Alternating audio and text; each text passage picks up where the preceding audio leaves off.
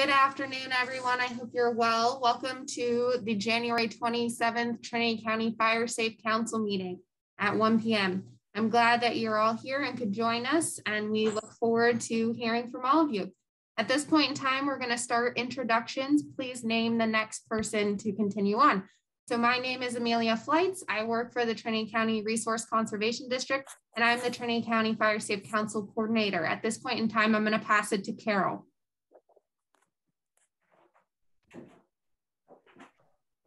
Good afternoon, everybody. So my name is Carol Fall. I'm the chair currently of the Trinity County Fire Safe Council and the assistant chief up in Trinity Center Volunteer Fire Department. I will pass it on to Kristen Lark. Kristen Lark, it's good to see you, Kristen. Yeah, hi everybody. Kristen Lark. I'm the district ranger at the Mad River Ranger District, and happy to be here with you today. Thanks. I will pass it to Kelly Sheen. Good afternoon, everyone. Kelly Sheen, District Manager of the Trinity County Resource Conservation District. I will pass to Chris Cole. I'm Chris Cole. I'm the Trinity County Resource Conservation District Forest Health Program Manager. I'll go to Robert Eckhart.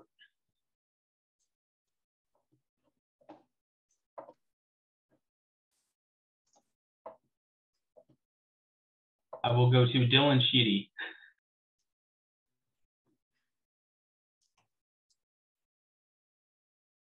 Good afternoon, everyone.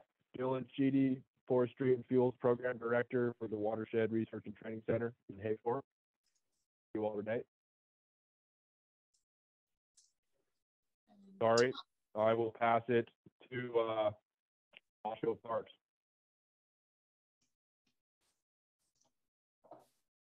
Good afternoon. My name is Basho Parks. I am here representing the Lower Trinity River Prescribed Burn Association.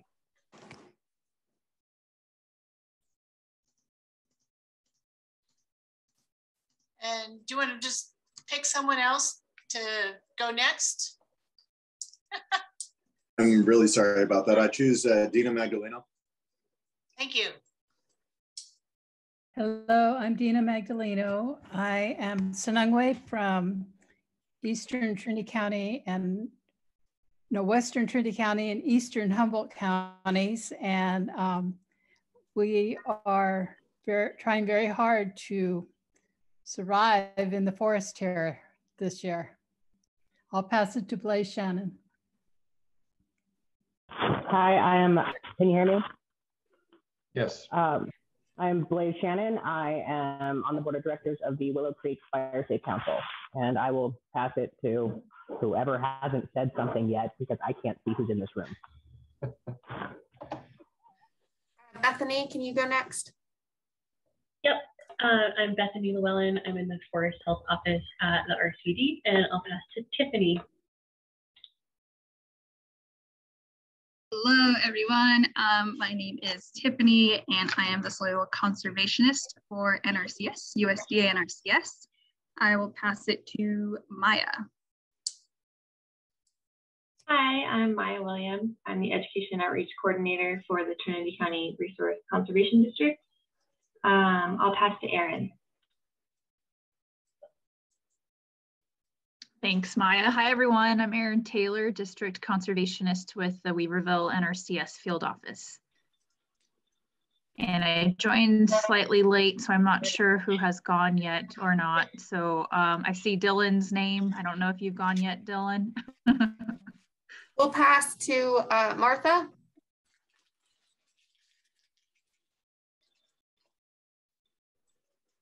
Or to Hi, I'm Martha Hellberg with Junction City Fire Department. Hey, Martha. It's good to see Hi. you. Oh, kind of. How about if we go to Denise? Hi, Denise Wesley, GIS Manager for the Trinity County Resource Conservation District, and I will pass this to Katie.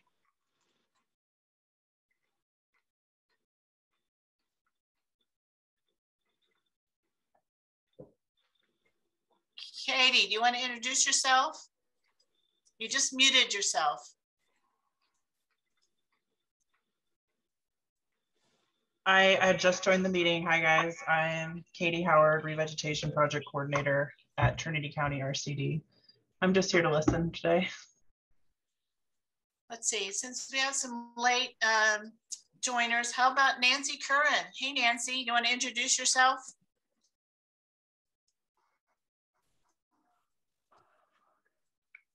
Hi, can you guys hear? You're a little broken, but go ahead and give it a shot. I'm just here to listen today. Okay, and we know you're the fuels person that does a lot of projects down on 6 Rivers. Welcome. Let's see, have we heard from Shane Green? No, good afternoon, everyone. I'm Shane Green. I'm here on behalf of the Travis Ranch today. That we're working not only on a conservation easement project in Southwest Trinity County, but also on a fire recovery and fuels reduction project. Welcome. I see 5 Ryder too. Do you want to introduce yourself? I don't believe my microphone's on. We can hear you. Oh, okay. Yeah. Hi, I'm Roger Eckert, 5 Waters Ranch on the New River. Good. Welcome. Thank you for joining us. Let's see. I think we tried once before. How about Robert Eckert? He just went. That was 5 Ryder. It looks like he signed twice. Yeah. Okay. Got it. Okay. So is there anybody we missed in terms of introductions and who's on, you know, our joint meeting today? Anybody we missed? Okay, thank you.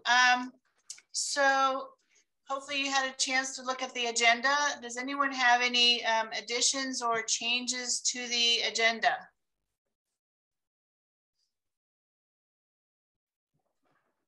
No, we got a lot to talk about as it is. Okay. So we're going to start off with a presentation from Amelia and Chris Cole on their downriver site visit after that horrendous storm. So you want to let us know what you guys found out? Carol, can we, I'm sorry, I didn't unmute fast enough. Can we move the grants opportunities up and do presentations after? Sure. Yeah, that way people who need their letters of support can get that done. Okay, so there are several grant opportunities out there that have requested letters of support from the Trinity County Fire Safe Council. So let's start with the Watershed Resource and Training Center, Research and Training Center's application to CAL FIRE for fuel projects throughout Trinity County. So Dylan, do you want to explain kind of what you have in mind?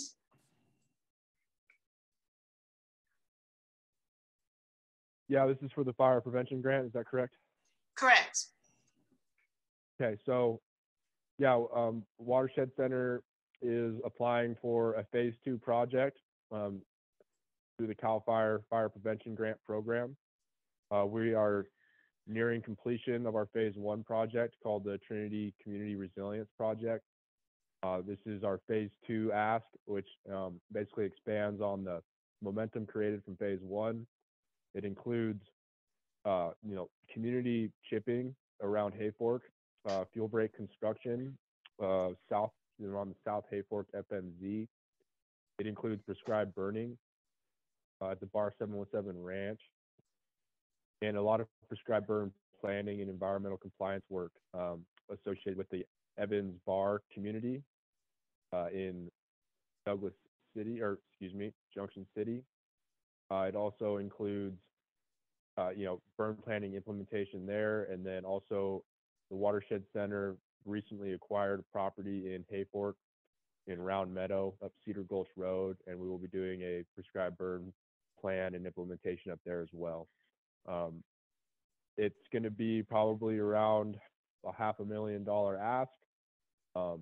It's going to include training dollars, education and outreach dollars, and overall should be a positive project for multiple communities in the area.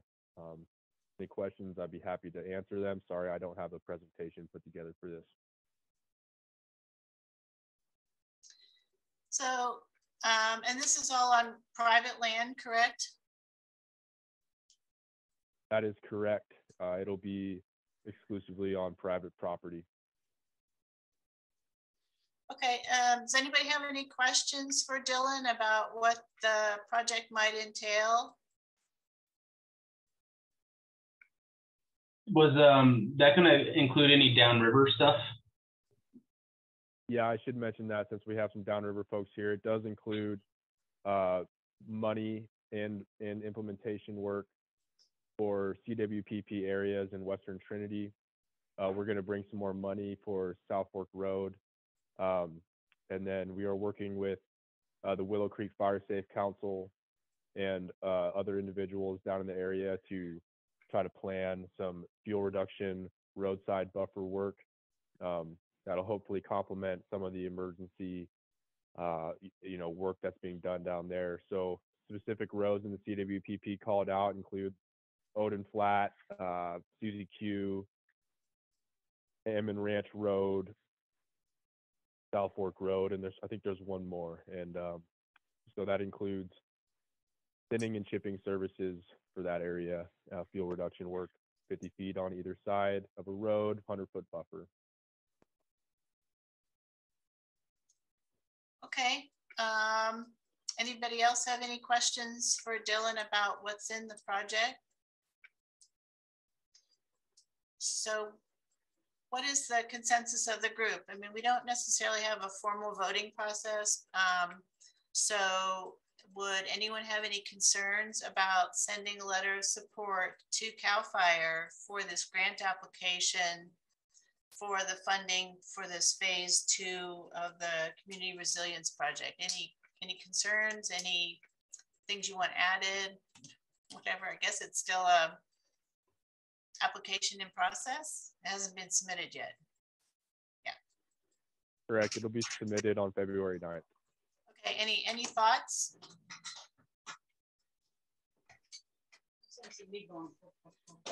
Okay. So unless I hear an objection, then the Fire Safe Council will send a letter of support to Dylan to include in the grant application. Is that okay? Speak now. Okay, thanks, Dylan. That sounds like a good project.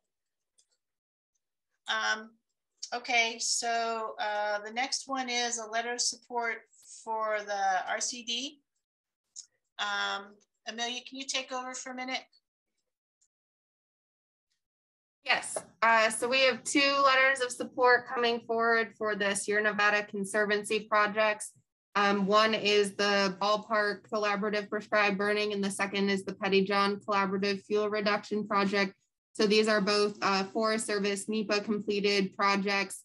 The Ballpark is a re-entry to do prescribed burning, and this is a collaborative prescribed burning to include the local volunteer fire departments, the Forest Service, the RCD, and the Watershed Research and Training Center.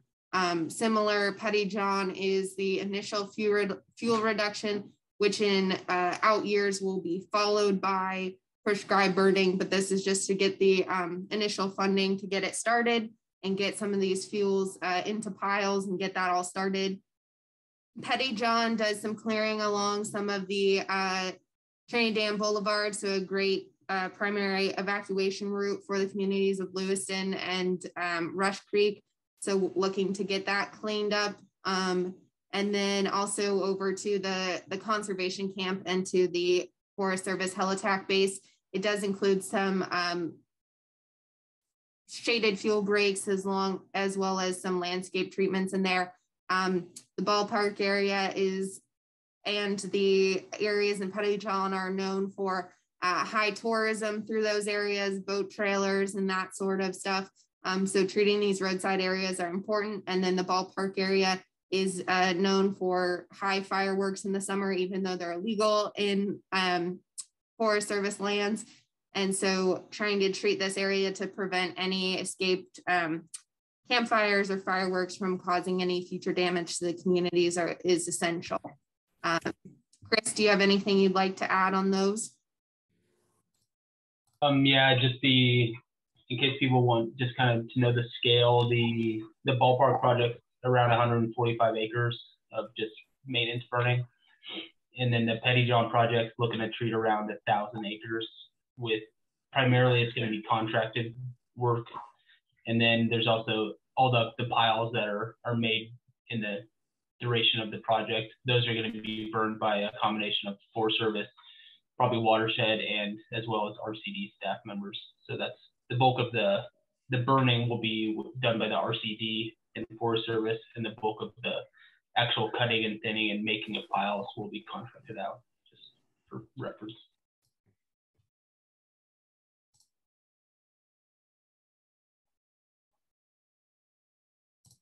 Thank you. Okay, do we have any questions, comments, or concerns for supporting these two projects?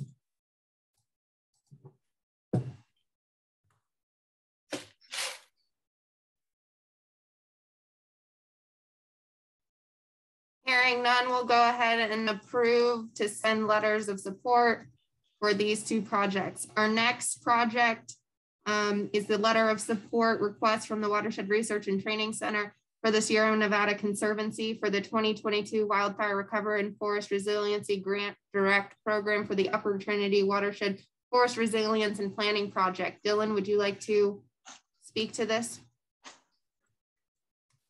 Yes. So another exciting proposal here, and this is a little bit different and new. So I'll try my best to explain this in its entirety. So for those of you that don't know, the Sierra Nevada Conservancy recently expanded their area of impact, or their area of focus, into the Klamath Mountain area, bioregion. It mostly includes the Trinity Lake, Upper Trinity River watershed. So with that new opportunity, the Watershed Center is putting in a pretty unique proposal, kind of complex. It's basically a landscape level planning and prioritization project that covers the entire Upper Trinity River watershed, approximately 480,000 acres. And what we're trying to do with this project, a couple things. So one, we're going to ask for some additional money to complete the Bowerman Ridge third-party NEPA, which we're currently working on, and I'll provide an update later.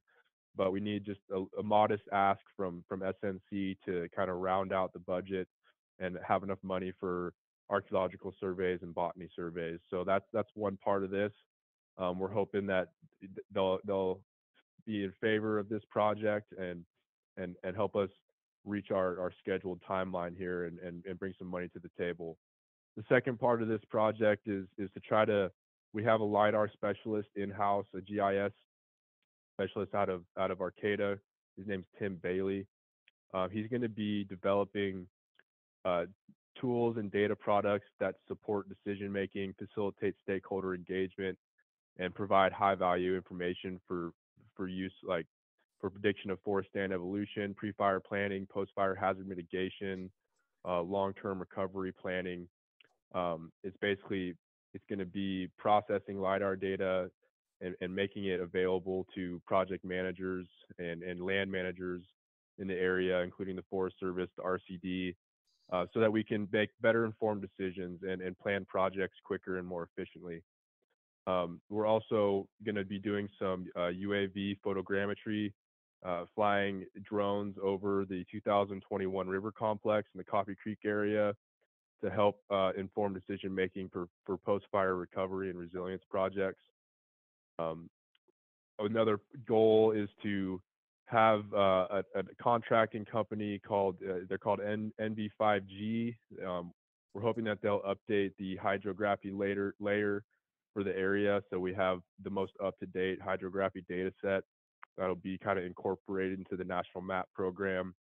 And there's a new and exciting kind of collaborative planning tool called Land Tender, and we're hoping to purchase licenses and use that software in the Upper Trinity River Watershed Center or Watershed to basically facilitate collaborative engagement with multiple parties. So the Trinity County Collaborative Group, the Forest Service, RCD, any other stakeholders in the area, and help identify and prioritize resilience and recovery projects in the watershed.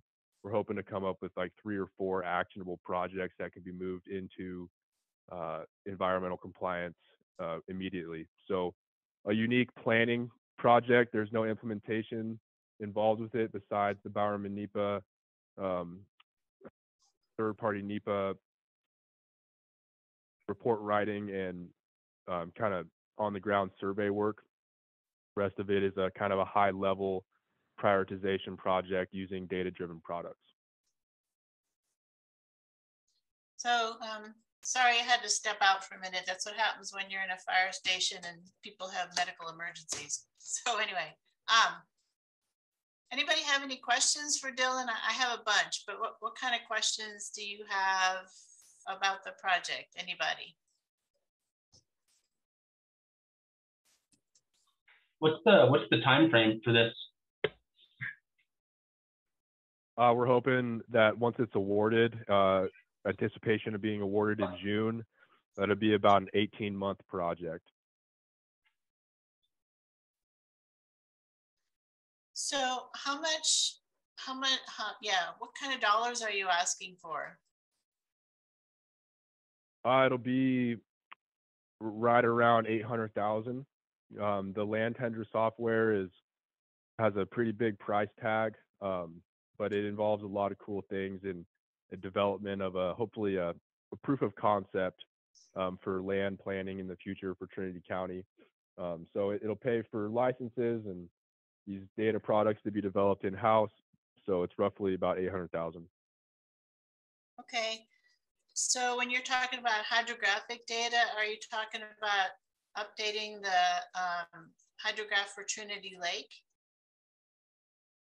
Yes. All of the, basically the entire Upper Trinity River watershed will have an updated hydrography layer to the latest kind of state-of-the-art specifications using LiDAR data too. So topography on land and hydrography of the lake bed?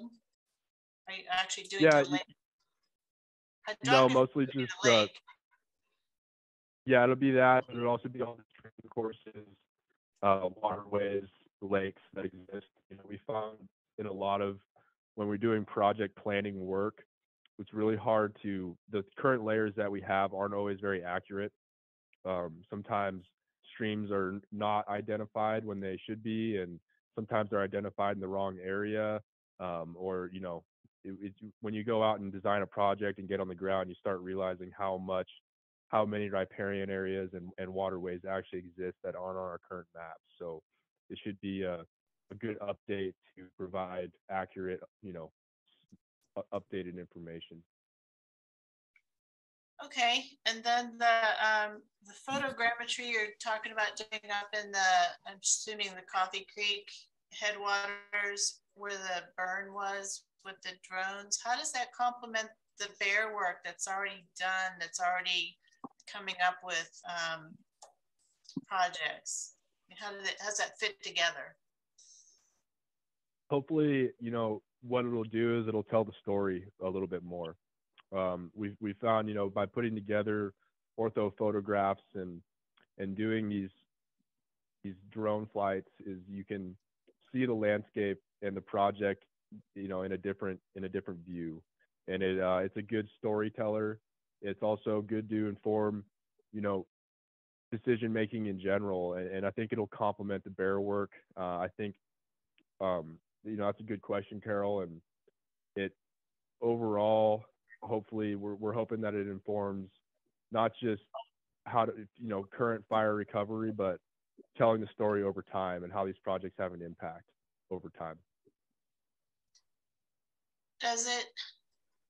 So the Recreation Committee, the collaborative, is trying to figure out some of the trail rebuilding needs. Is there a benefit to waiting like a year or so to do that you know, so that you see like where trees have fallen and all that kind of stuff, you know, where trails are blocked, where roads are blocked. I mean, what's the time frame that you have in mind for doing those drone flights? It'll likely be spring of 2023. Okay. So I think that gives enough time to show that impact. Yeah, that'd be great. So I guess the last question is, so do you really think that this is going to translate into something that is going to shorten NEPA? I mean, you know, that's my main thing is how do we get the data so that we can get projects through the NEPA analysis faster? We do. So if we do get access to, there's two parts to this answer. So if we get fully funded and we have land tender as a software tool to use, what it's going to do and what we're hoping is that it's going to be widely adopted, hopefully across all the stakeholders in the area. And you know, the idea is to create a collaborative process that, you know, we can focus in on certain values that different stakeholders have and get buy-in early. And you know, I think the Upper Trinity River watershed has typically been kind of underserved, and a lot of project prioritization hasn't happened just because it's outside of, you know, an anadromous zone. It's you know, it's because of the dam and because where it's located, it just there hasn't been a lot of project prioritization and planning. And so if we're able to use this tool, one, hopefully we have community buy-in early, so that'll, you know, help us through the NEPA process quicker, but also we'll have the land tender software kind of helps the early stages of NEPA and like the scoping and kind of that stuff. And if we have these tools available to us, we can tell the story, we can justify why we want to do, you know, why we want to do projects and where we want to do them, and what values are going to help protect, whether that be water quality, whether that be wildlife habitat, you know, meadow restoration, any kind of values that people want to rank on this land tender software. It's a model that pops out project areas and polygons that maximize the benefits of every stakeholder involved, if I'm making sense. So we're hoping that this leads to more community buy-in, less litigation, and quicker actionable project areas that are meaningful to everyone in the area, not just the land managers, more, you know, if that makes sense. Yeah, I think you're going to have, you won't have any trouble with community buy-in up here. Anything you want to do that helps manage the forest and wildfires is like, we're on it. But does land tender work with a lot of the fire risk models? I mean, how does that factor in all the kind of work that's been done on high fire risk areas and stuff like that? Yeah, it absolutely does. It's kind of a state-of-the-art modeling tool that takes into account future disturbances, past disturbances, and you know, unforeseeable disturbances. And yes, it incorporates that into its modeling. It's just a model, so at the end of the day, it still needs to be, you know, vetted and ground truth, and it needs to be visited by. It's not going to give us all the answers, but it's a tool to allow us to, I think, tell the story better and to focus on values that matter to people and areas that, you know, have the greatest impact in the nearest future.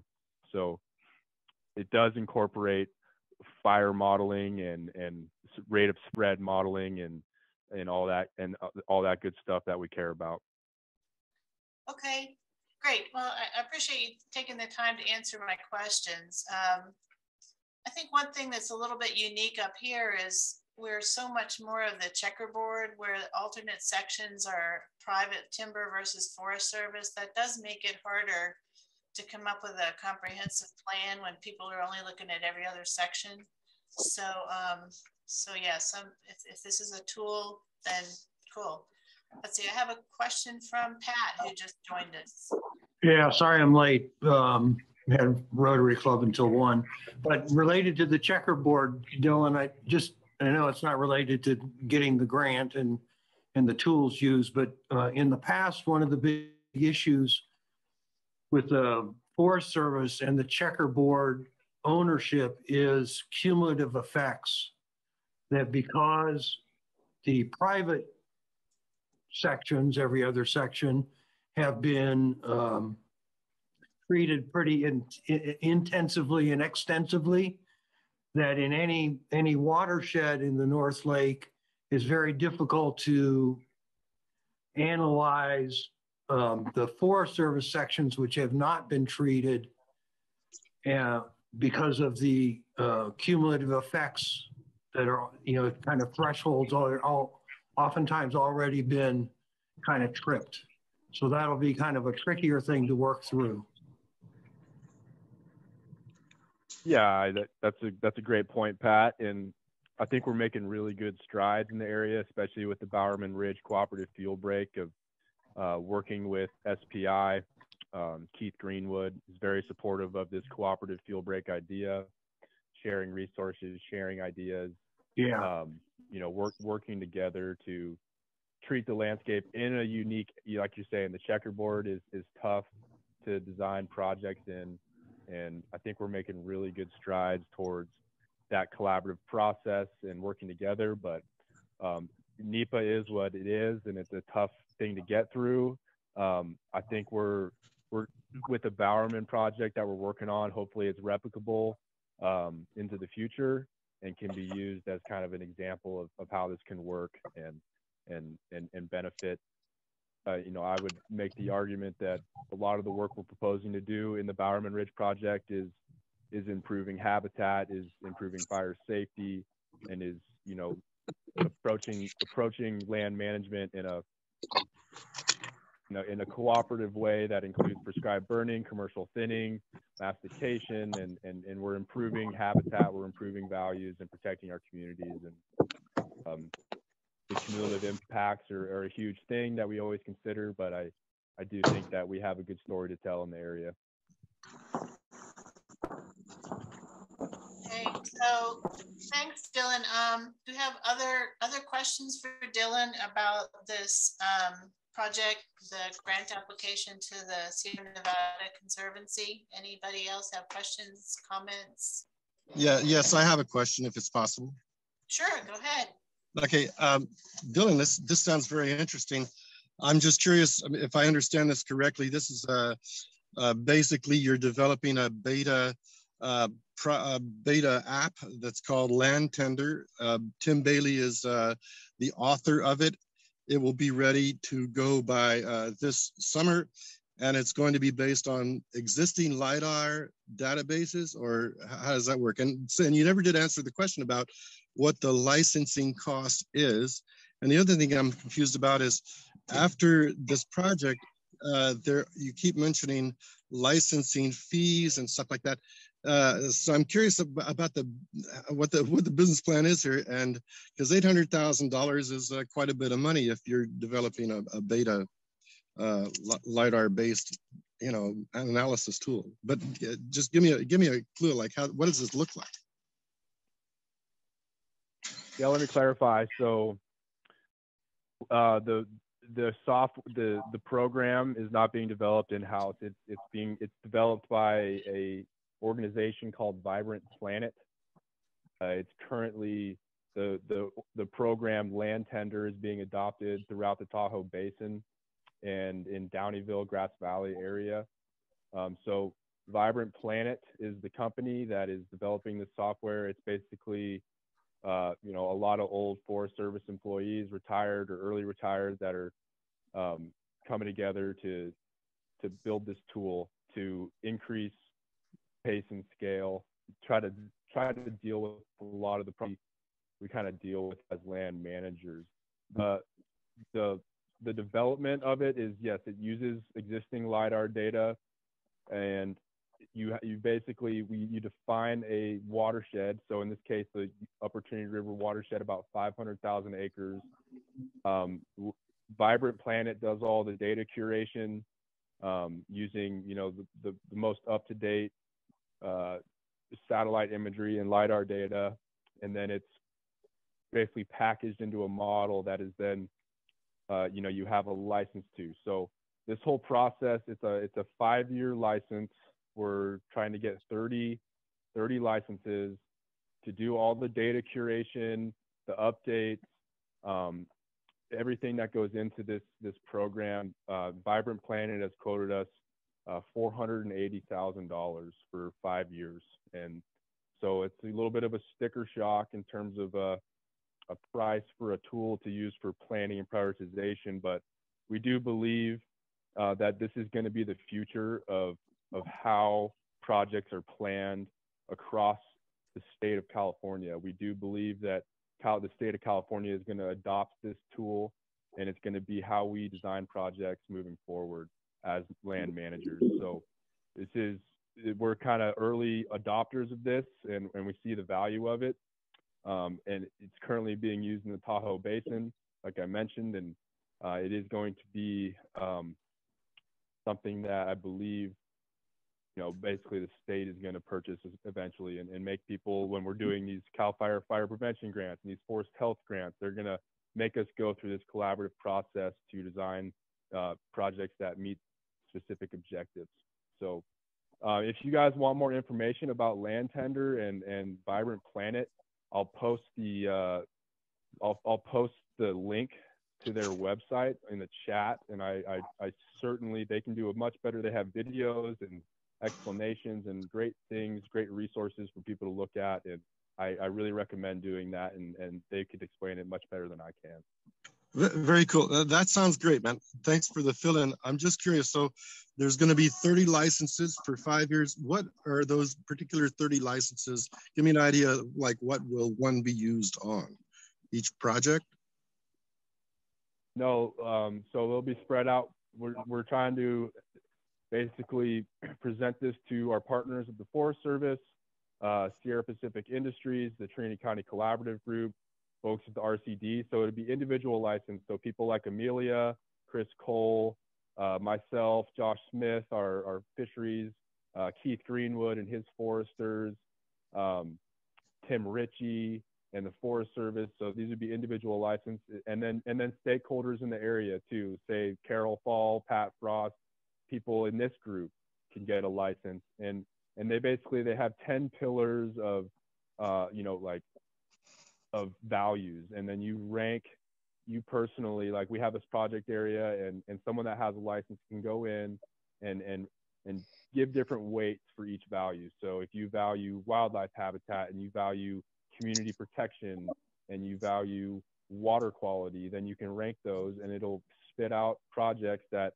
give you the highest return of like what your values are. And then if you have 5 or 6 or 7 or, you know, 10 people all doing this in the same area, then it'll run the model and it'll combine all those values and give you the area that will meet all of these objectives if you have X amount of dollars to treat it and this much time to do it.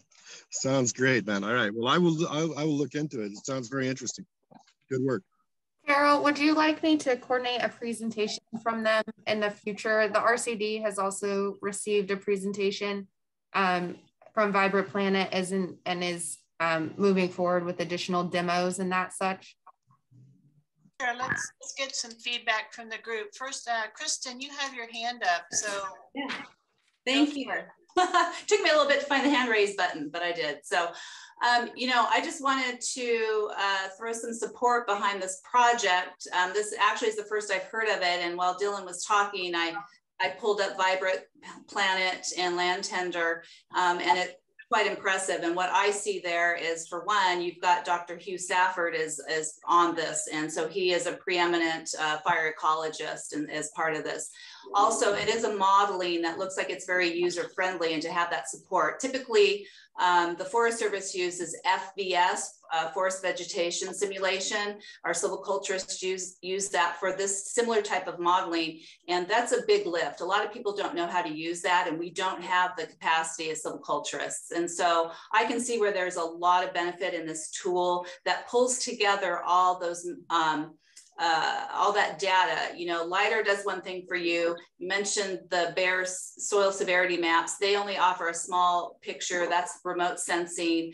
And then to pull in the orthophotos and the drone footage and to pull all those different data sources in to this modeling will then be able to produce a product that would show you, you know, what your options are and where to go. And so I think it's very exciting. I think that price tag is not bad at all with what you're going to get. And so I would like to hear more about it as well, but I think it's worthwhile. So I'm very supportive of it, even though it's not on my forest. So thanks for listening. Might be someday. Okay, so any other thoughts, concerns, comments about the request for letter of support on from the Watershed Resource, sorry, I'm saying that wrong, Research and Training Center application to the Sierra Nevada Conservancy? Any other thoughts, questions? As the Fire Safe Council Coordinator, I'm very excited about the Vibrant Planet, not only for watershed applications and implementation, but also for community wildfire protection plan, developing projects and prioritizing projects in that arena. So I'm looking forward to using this product in the future. Okay, so unless there's any concerns, I would say that the Fire Safe Council would send a letter of support for this grant application. That's not okay? And then sounds like we would go, it sounds like a good idea to go ahead and schedule a presentation from Vibrant Planet on this model for a future Fire Safe Council meeting. Does that sound okay to everybody? Yes. Okay. All right. So that is item 5C. So now it's up.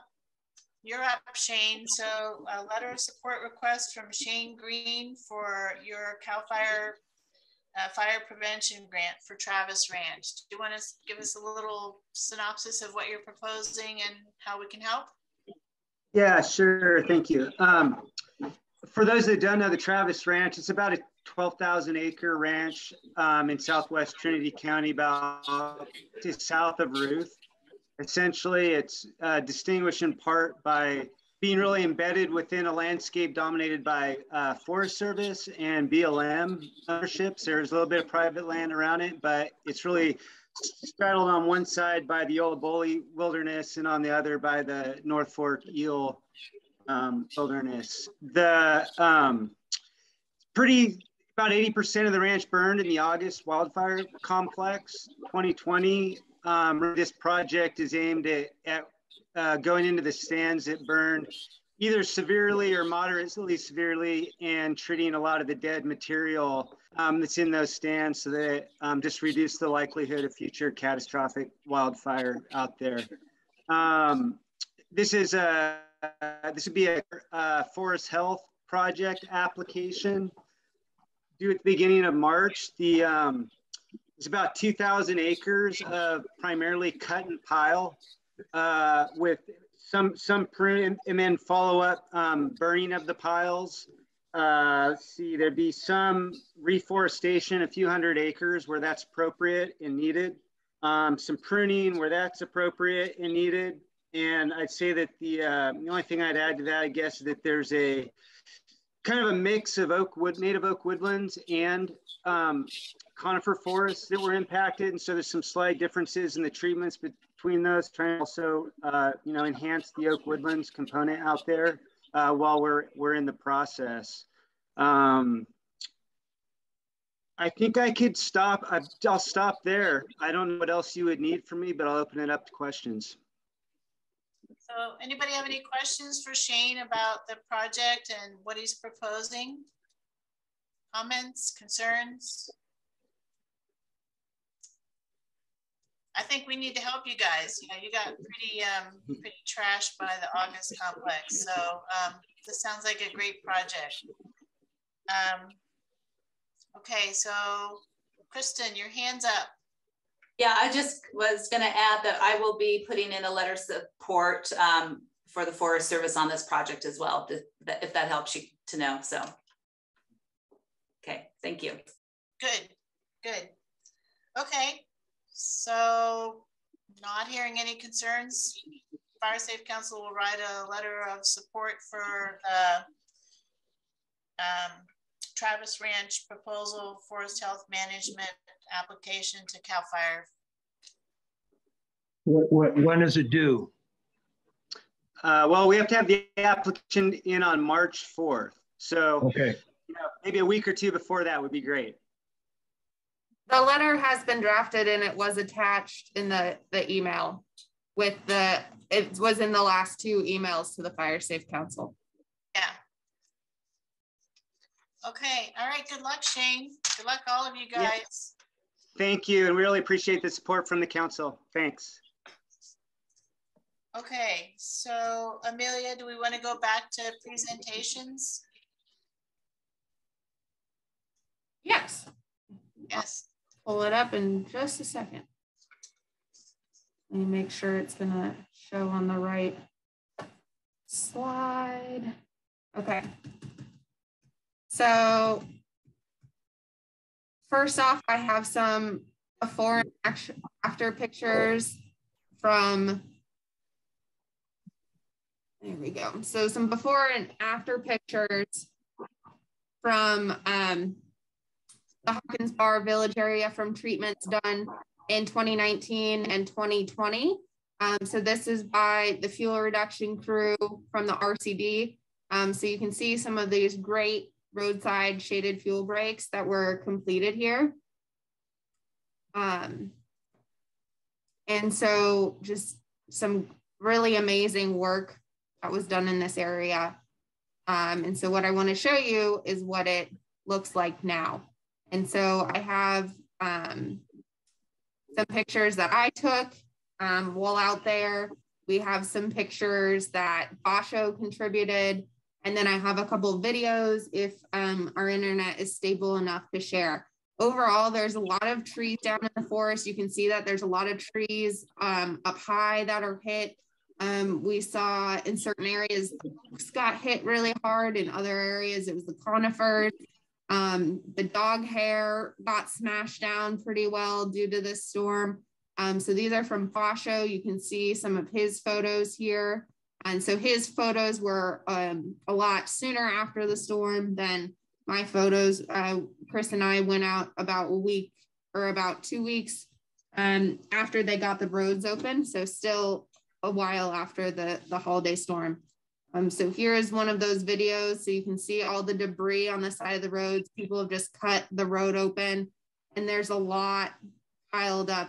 And we just need to look at finding funding to get these roadside treated, get our nice roadside shaded fuel breaks opened up again before fire season, ensure that all our evacuation routes are open, and get working on that. So myself with Dylan Sheedy, Chris Cole, and Brochure Parks and the Willow Creek Fire Safe Council have all been working hard to rally funding, money, and energy to get people down there to help with the work. PG&E, of course, is doing a ton of work out there underneath their power lines. And so Dylan and Chris and I are trying to focus on getting funding to provide to the private landowners. So a lot of the work that was done in 2017 or 2019 and 2020, it all needs redone. It doesn't look like anything's been done now, just due to the mass amount of trees that have fallen across these roads. So there's quite a lot to be done. And this is up into Denny. Some of you know that this is the Denny Road, so we're coming up, going back down towards Hawkins Bar. So even all the way up there, there's a bit of damage and people need help and assistance.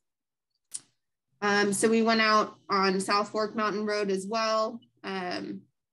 This is out Campbell Ridge Road, if I remember correctly.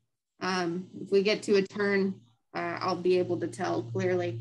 But so there's a lot of debris down, and there's a lot of trees, and it's going to take years of recovery. This isn't going to be 1 month of recovery. This isn't going to be 2 years of recovery. This is going to be years of trying to clean all this up and get enough equipment and materials out there to do it.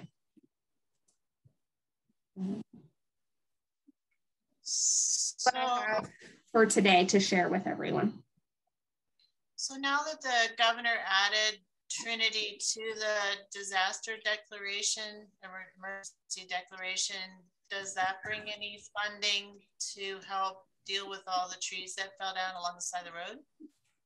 So it's for trees that are in the county's right of way, but the county right of way is not consistent and it is not well defined in these areas. There's certain areas that really don't have any right of way off of the road bed. So the state funding from Cal OES is going to help clear county roads, repair county roads, and treat trees in the county right of way. But that doesn't help the private landowners. That doesn't help getting any of the landscape treatments that need done. And that really doesn't help with our roadside shaded fuel breaks because a lot of those widths are outside of the county right of way anyway. So that's what we're trying to get funding to. So as Dylan mentioned, he's working on going after state funding.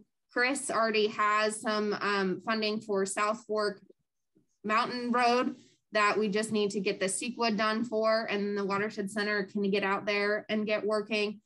So Chris and Dylan are working on that.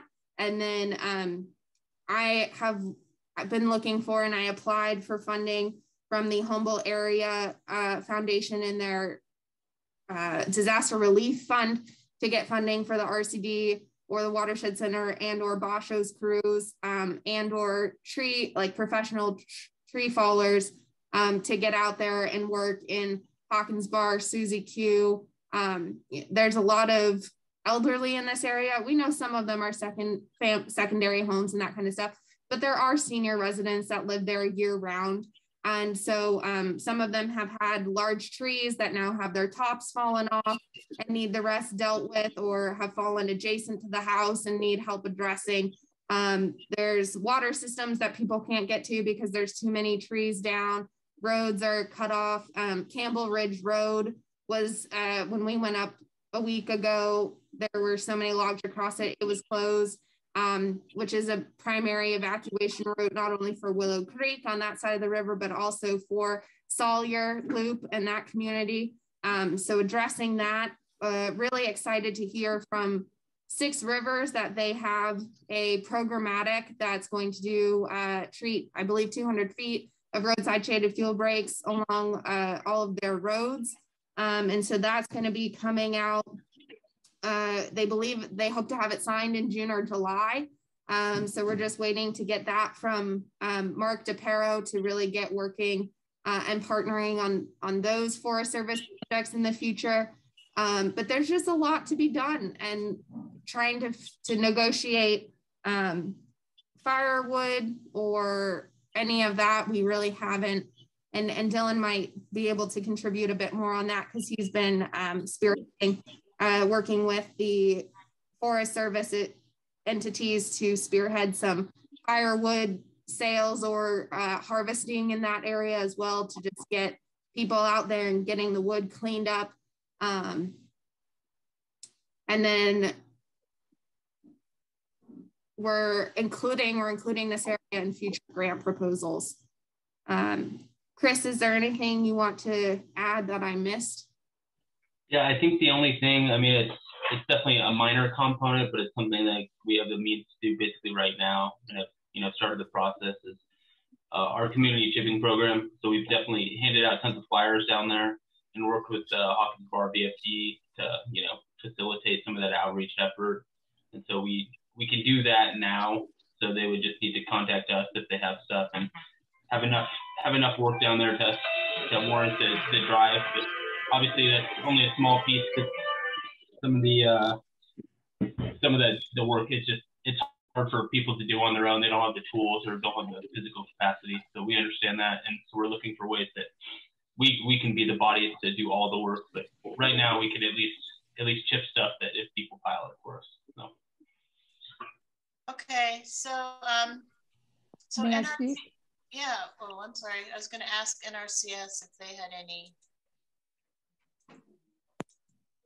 I don't know who's asking if they can. This speak. is Rena Magdaleno. I live in, I'm from South Fork, and I live in Trinity Village, and both of them are county roads. And on South Fork, the number of trees that are down is unbelievable. There's been a lot of work that's gone on, and there's plans in this group to continue that work, and that's great. There are things that are off the road. For instance, there's a community of about 30 people that lost their water tank because a tree fell on it. And fortunately, the Indian Health Service is going to come replace the tank. But here on Denny Road, which is like when you leave Highway 299, you're on Denny Road. And there's the only thing that's been done on Denny Road is they've cut the trees out of the middle of the road. There's still danger trees hanging. There's the places that are been cleaned up are where there are residences. There's the places in between and the road itself. There are trees hanging over the road, snagged against other trees. There are trees that are just laying alongside the road. They've been cut out of the road, but they're still hanging over the bank and all of that. And so any effort that can be done to assist the county, because we don't have the county personnel here to do what needs to be done. It's this huge job that needs to be done. There are like giant oaks down, and our water district here in Trinity Village, there were 3 trees that fell against the water tower. Unfortunately, it's made out of brick and metal, so it withstood it, but there's a real need just in, like you said, in the right of way, but some of the right of ways go straight up and straight down. The village gets its water from Hawkins Creek, and there are trees down everywhere in the creek. And there's just more work than we can imagine how to do that needs to be done. And I think that it's really encouraging to hear that people are actually thinking of us here on South Fork Road and here in this area. And all the work that was done in 2019 and 2020, the villagers here have tried to keep it up, but the storm like knocked over so much that that like power poles were down, everything was down. We still don't have phones here. After the storm, we got electricity after 15 days. And so people are trying really hard to maintain their personal property, but the community property, like the county property, are the places that need help right now, because like the school bus from Burnt Ranch cannot come up here and pick up children because the road's too dangerous. There are too many trees alongside the road that could fall still. So Dina, thank you. I mean, I'm just trying. Yeah, the pictures have been horrendous, and we totally are trying to figure out how to help you guys. So hang on a second. So I have a question for Amelia about the county's efforts. So is the county still working on right-of-ways, the hazard trees hanging over the roads? I mean, is that process happening? Yeah, so when Chris and I were out there, we saw them, but it was one crew of about 4 guys on one road, and that's it. Like the county doesn't have the capacity to handle any of this. Like they're trying to deal with this and the Coffee Creek slide and general maintenance. So the capacity for the county is severely underrated. Dylan has reached out to the county to see about contracting with us or contracting with others through the emergency funding to get more work done. I haven't heard anything in those communications lately, so maybe Dylan has more information on where that has landed. And Dina, what I've heard from other members is that they're very upset with Trinity County as a whole. They don't feel like Trinity County responded to this, that they don't feel the support like they're getting from Humboldt County and other communities. And so what Chris and Dylan and I have identified for the future is that our organizations need a contingency fund.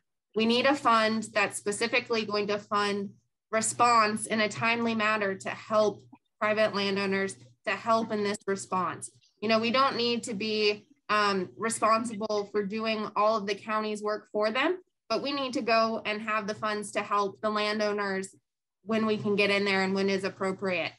And so that's what we're looking at developing and identifying for the future, because whether it's a wildfire or whether it's a winter storm or if it's a wind storm, trees are going to fall, and we know they're going to fall in Trinity County.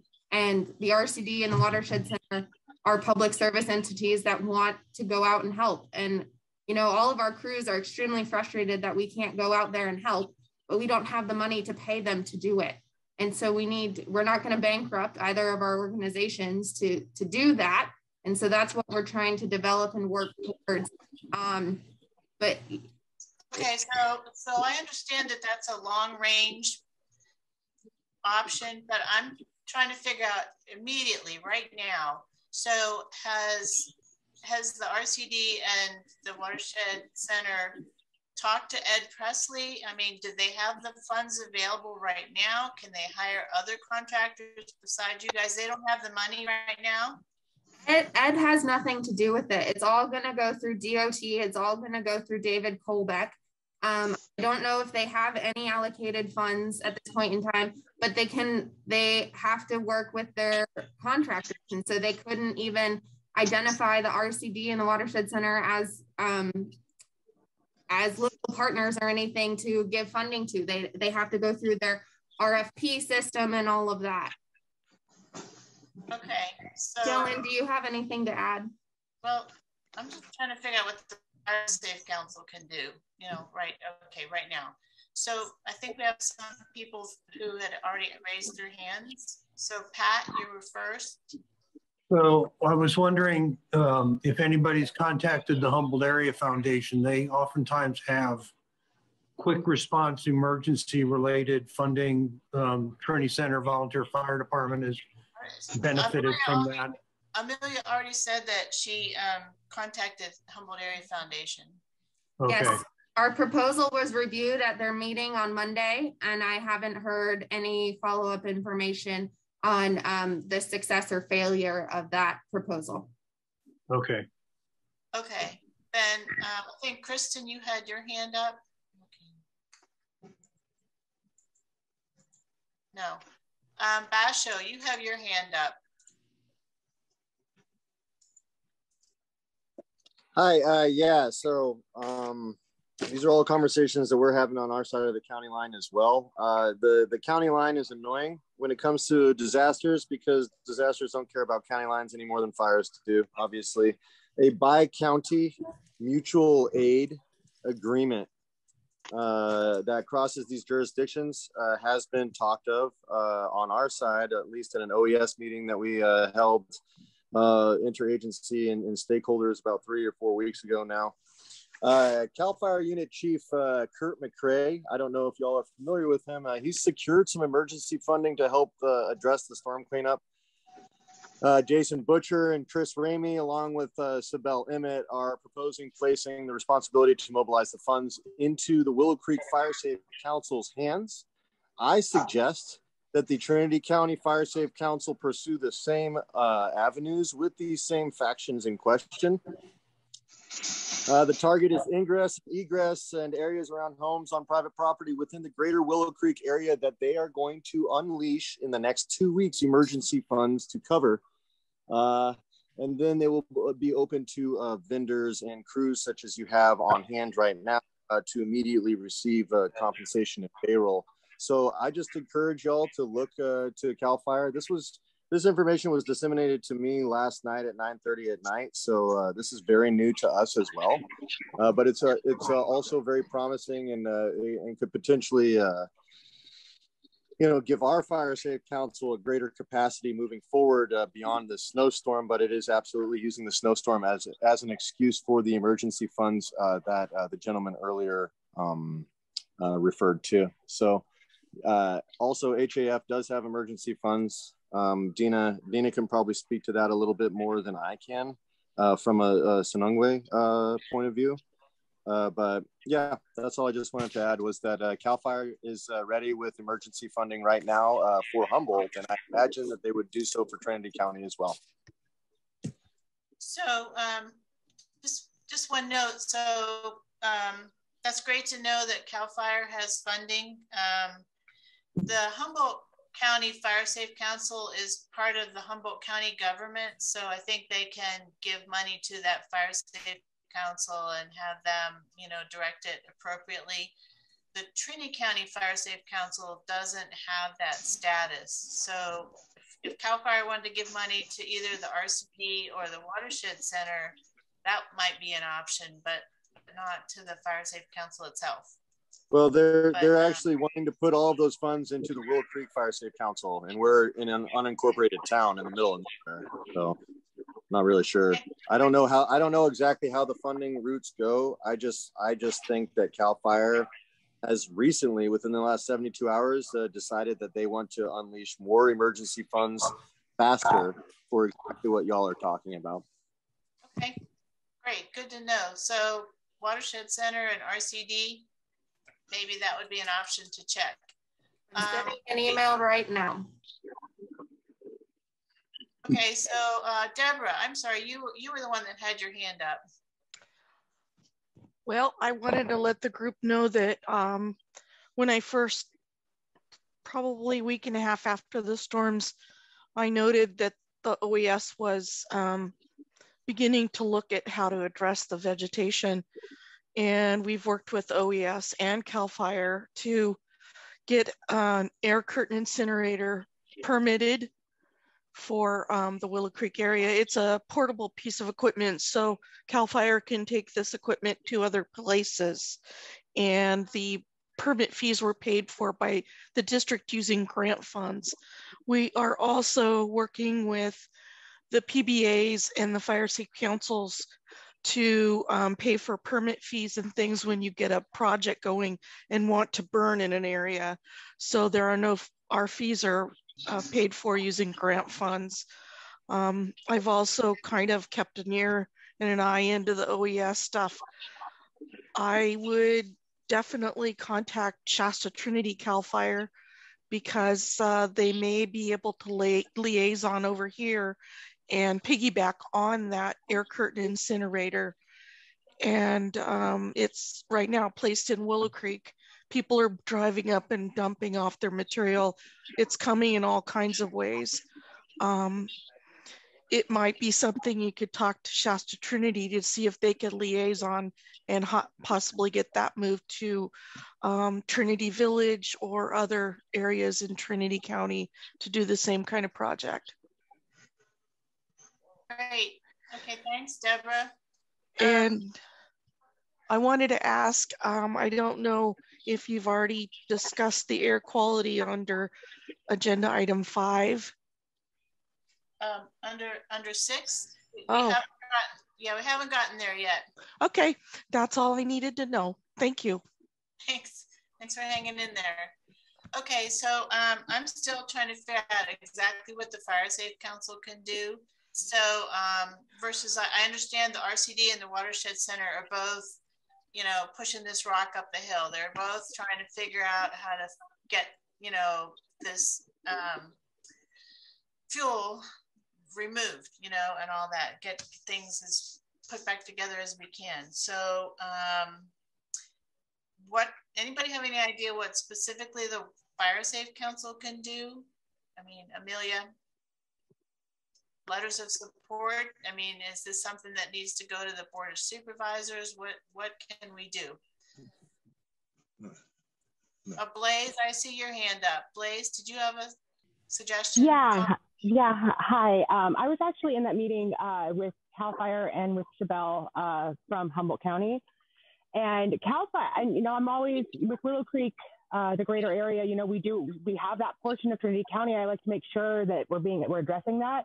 And CAL FIRE seemed to think, and y'all may know better than I, but they seem to think that because this money was coming from CAL FIRE, that the county line actually wasn't as much of an issue, and that it was funds that we could be using in either county.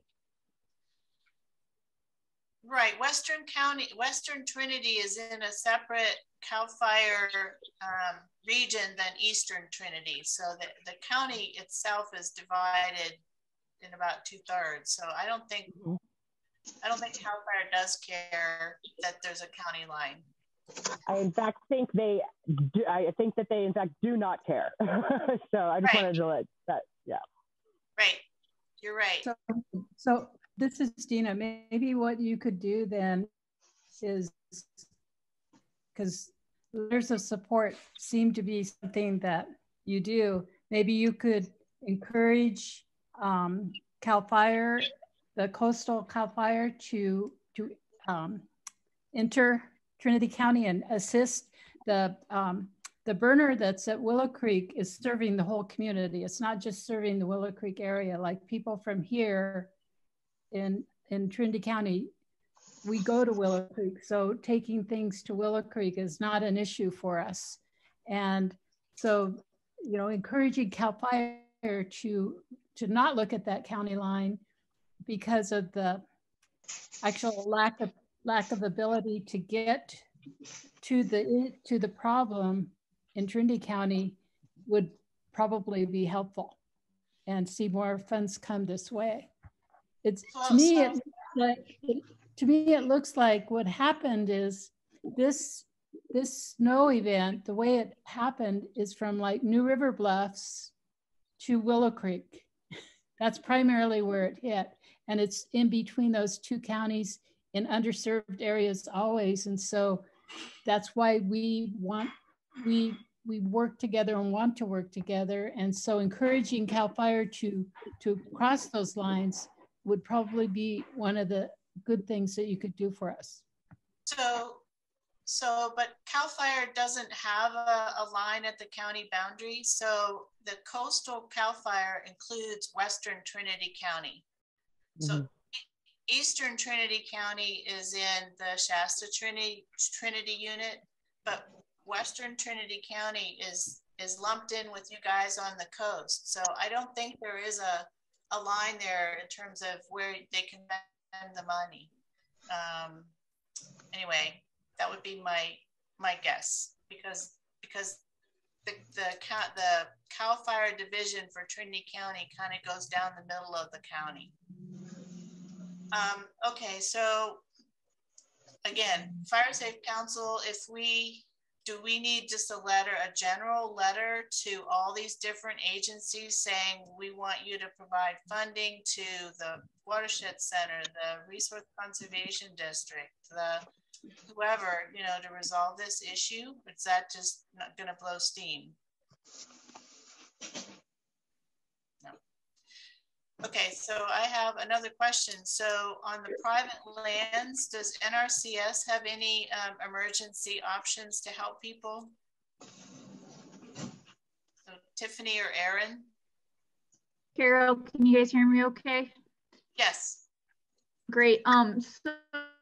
So as far as that goes, so it was going to actually be included in the NRCS report. So emergency related projects, it depends on who is willing to be the applicant or the sponsor.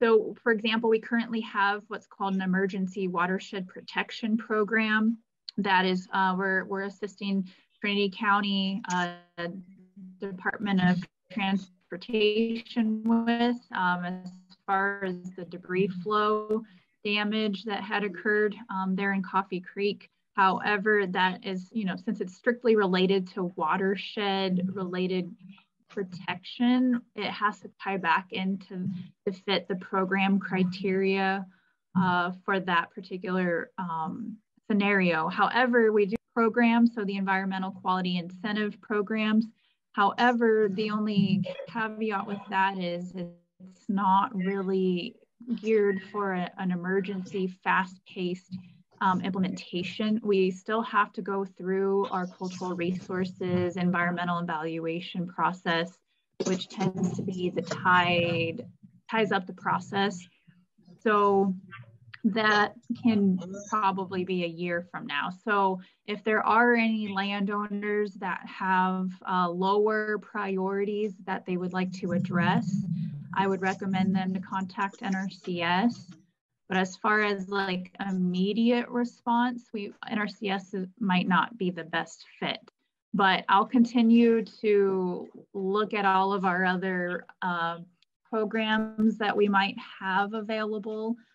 But at this point in time, we really don't have anything suitable related to the winter damage in Lower Trinity area. Okay, thanks. I just wasn't sure if there was something analogous to the wildfire recovery, kind of thing. Okay, so it sounds like everybody's doing whatever they can. Okay, so we need to think of some long-term, obviously, things like Amelia suggested. So maybe those can be on future agendas to discuss. I'm just trying to figure out if there's any short-term things that anyone thinks specifically that the watershed, that the Fire Safe Council can do. Okay, if you think of suggestions, sorry, Dina? I think everybody is looking to Humboldt Area Foundation. The Lower Trinity PBA also is looking at making a proposal to them. And so what we'll try to do is coordinate better with other, like the Watershed Center and other people that are looking to Humboldt Area Foundation, so we can coordinate our efforts.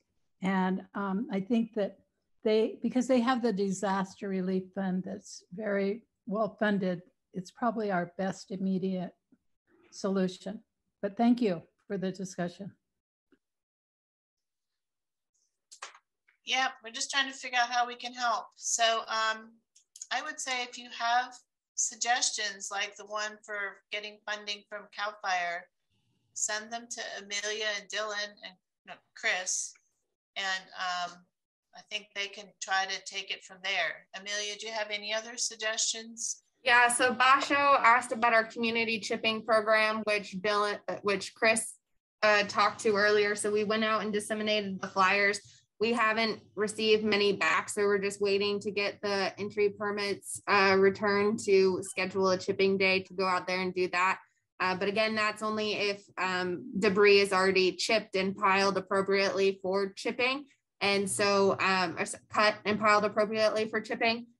So we're also looking for funds to be able to spend crew time out there to help with the cutting and help limbing up and all of that and get that cleaned up. Basho also asked about Team Rubicon. And so one of the issues the county wanted to work on that. One of the issues the county ran into is that the Team Rubicon asked the county to accept all liability for any trees they fell on people's houses. And the county didn't want to do that. I don't think that's something the RCD wants to do either, is cover somebody else's liability. And so that's something that Team Rubicon kind of needs to sort out. I know that, Chris, I think we're using Team Rubicon in Lewiston for a project that's out in the woods, so not near people. So that's a potential option. But again, we've just got to get all the clearance to get that taken care of. Pat asks, has anybody contacted Assembly Wood or Senator McGuire? I have not specifically, but maybe the Fire Safe Council could send a letter to both and identify the damage and make sure that they're apprised of the situation. Well, it would seem like that should come from the Board of Supervisors. I mean, I wouldn't want the Fire Safe Council to kind of jump over the board's, authority. So what do you think, Jill? I mean, has the Board of Supervisors contacted, our state representatives?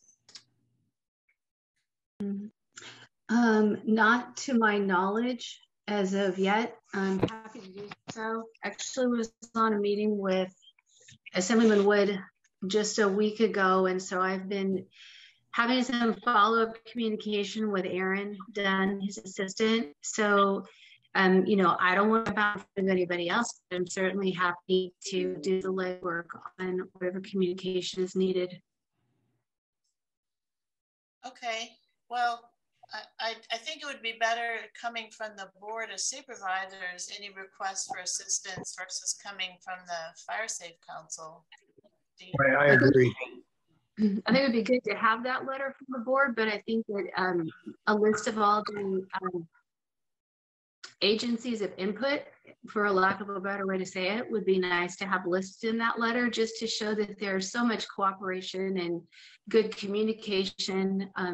It's not just, you know, the board speaking out as just an independent voice, but really showing all of this effort that I'm seeing, the concern and the need for faster response is really important. So maybe some help in drafting a basic letter. Pat, maybe you want to help me out with that, and I'm happy to do that as a board for people and get that moving forward.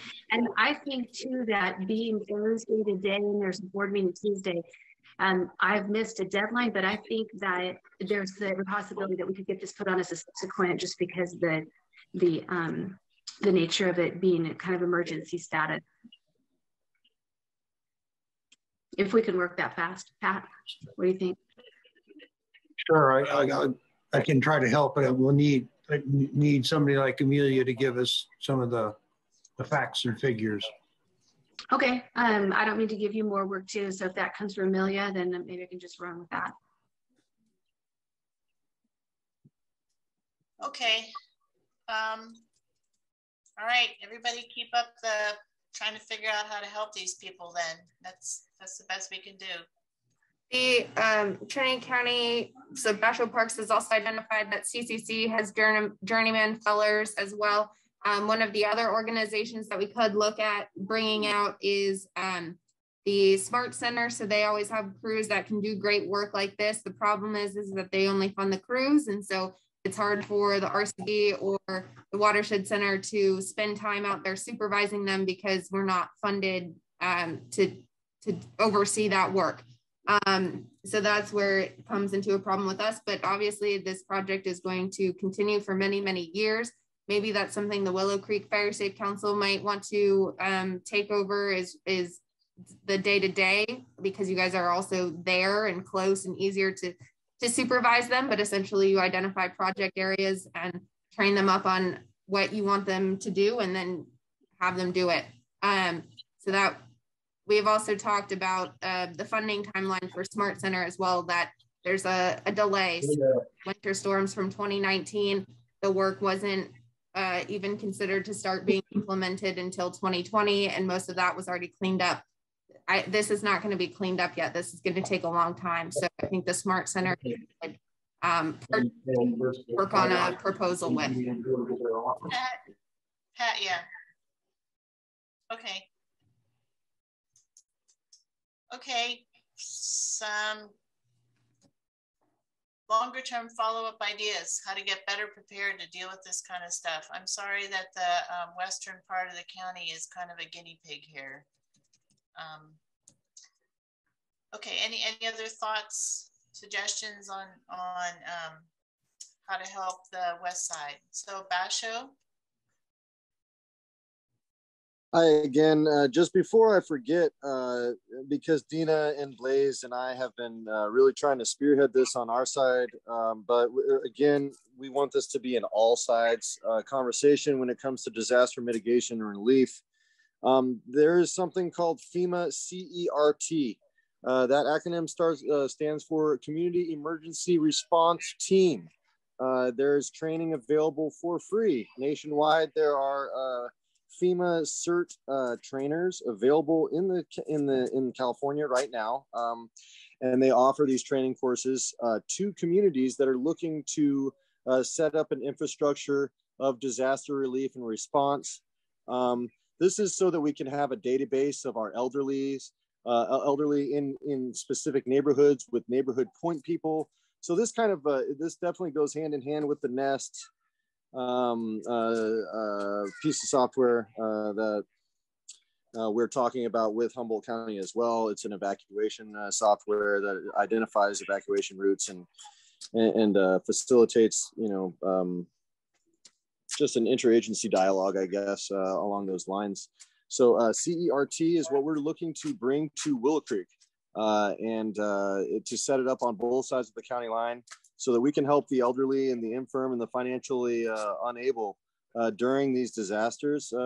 This program covers everything. It covers floods, it covers snowstorms, it covers power outages, it covers hurricanes, it covers landslides, it covers winter storms. I mean, across the gamut, disaster-wise, and just trying to build capacity in that regard as well for emergency response. It's kind of like Red Cross, but it's absolutely independent.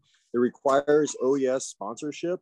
So I've been talking with Ryan Derby, the head of OES on our side, about that sponsorship and what it looks like and how we can get those training courses here. Thanks. Cool, good to know. I think that's something we need. Okay, just for the sake of time, I'm going to say let's move on, but let's keep working on this. Okay, so outreach and news. I'm going to turn it over to you.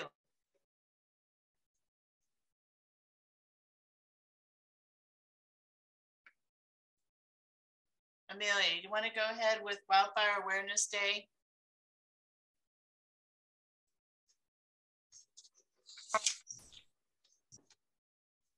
Let's go ahead to go to Maya for the Fire Safe Council brochure for a second while I sort this out. Okay, Maya, go for it.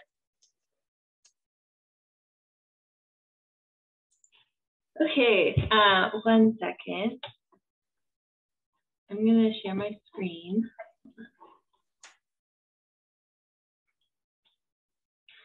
I think I need permission, Amelia, to share my screen.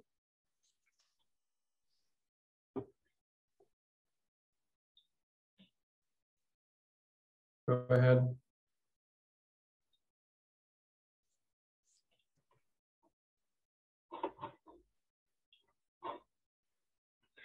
Okay, can you all see the brochure? Yep.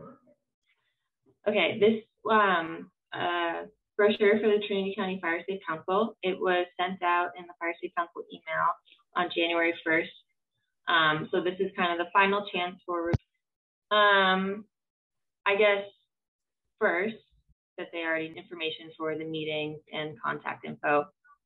So then, yeah, this second page, the inside trifold will be different programs of the Fire Safe Council, the CWPP, and the Blue Dot program. I know it's a lot of text, so if you're seeing it for the first time, I can send it in the chat. If anyone wants to take a closer look, just let me know. But yeah, I'll take any comments or questions. So I'm still concerned about the wording for the Big Red Truck program. I guess I sent my comments to Amelia and not to you. But historically, the Big Red Truck program has been the fire departments getting information on access and, you know, things like the road conditions, you know, can they drive down that road? Can they turn around? Is there a culvert that's going to get crushed? Is there a appropriate signage? So the home hardening and defensible space is a new thing, and I think it's a lower priority for a lot of fire departments. A lot of them don't feel comfortable telling people exactly what they need to do in terms of, you know, home hardening and defensible space. And so to feature that first sentence, you know, that's on, you know, improving your home hardening and defensible space, I'm concerned about that. I can suggest some language, but I know our big red truck program, historically, that was never what we did. Okay, that's my spiel. Thank you for that, Carol. I'd be happy to put new wording in there if you could just send me some, maybe, you know, what you would want it to say. Okay, yeah, because it's just that one sentence that, you know, as I've said in the past, you know, some of the fire departments don't want to give specific advice, like take out these trees and do XYZ, because there's a potential liability. If people did that and then their house still burned down, they don't want people coming back saying, you told me if I did these things, I would have defensible space, you know? And so, anyway, I think we need to reword that one sentence. Okay, that was all I had. So if I could just add in there, so that first sentence about the personalized advice, to me, that really is more a part of Firewise communities, that those community assessments are more about home hardening than the big red truck project is. Right. So I think we'll go ahead and submit some suggested alternative language for that. But otherwise, I think it looks great. Any other comments about the brochure?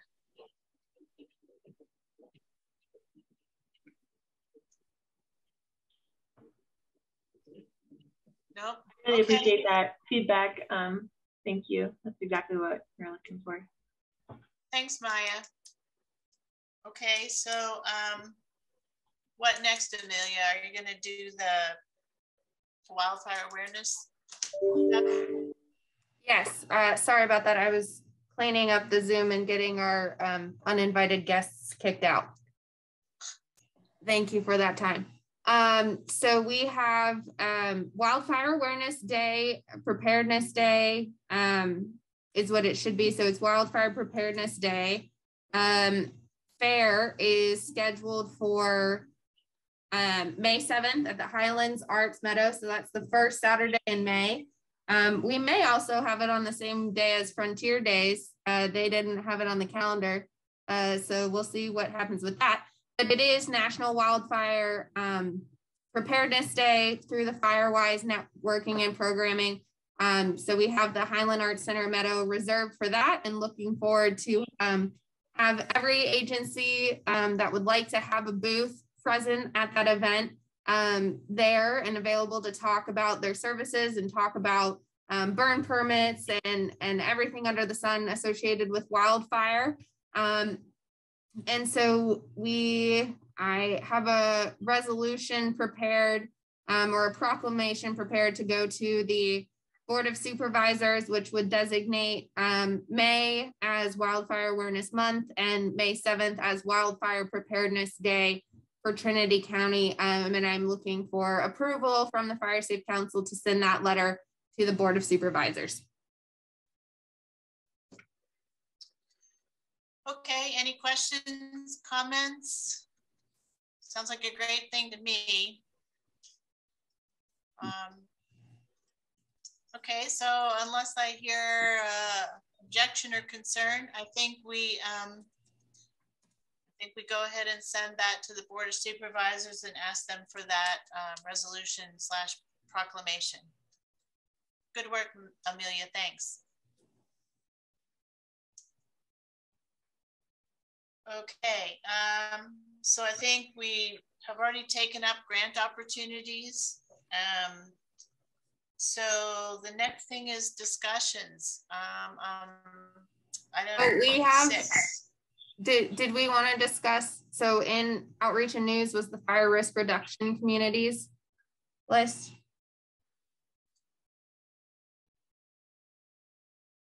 It's not on my agenda.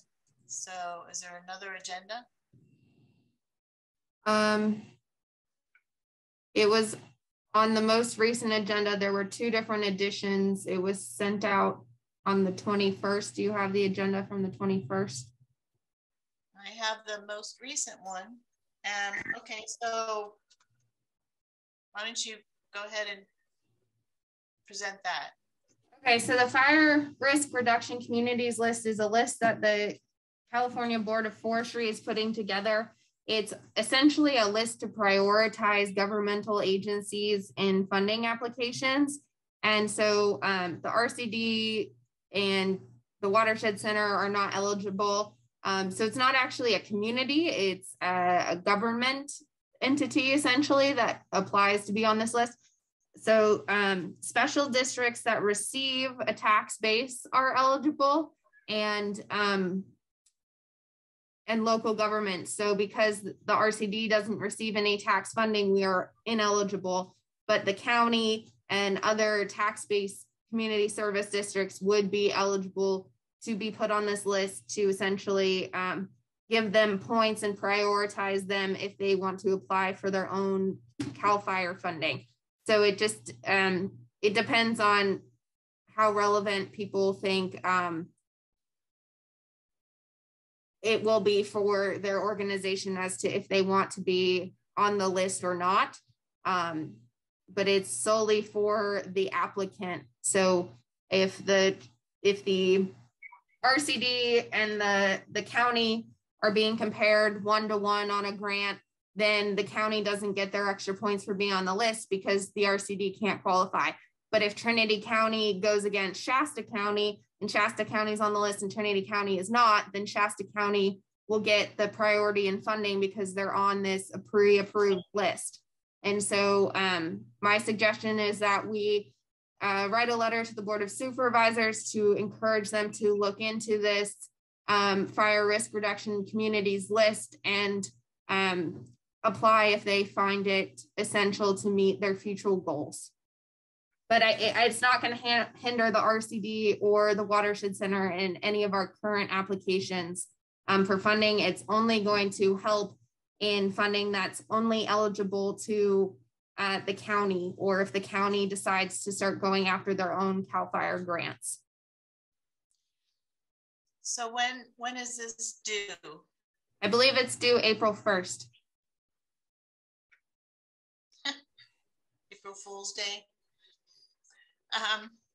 Okay, so what's the pleasure of the group? Should we send a letter to the Board of Supervisors kind of pointing this out that, you know, it may help them if they're competing with similar entities for CAL FIRE funding, and they should consider applying?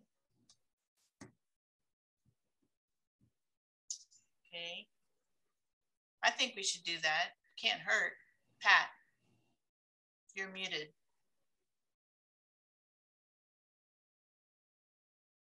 Pat, you're muted. So I agree, and I was wondering if we should be making the same suggestion to other special districts like Trinity Center Community Service District, Lewiston, Hayfork, and Weaverville Fire, because they all get property tax dollars, so that at least they're on the list. And for that matter, I don't know, maybe even the Park and Rec districts, I don't know if they get tax money or not.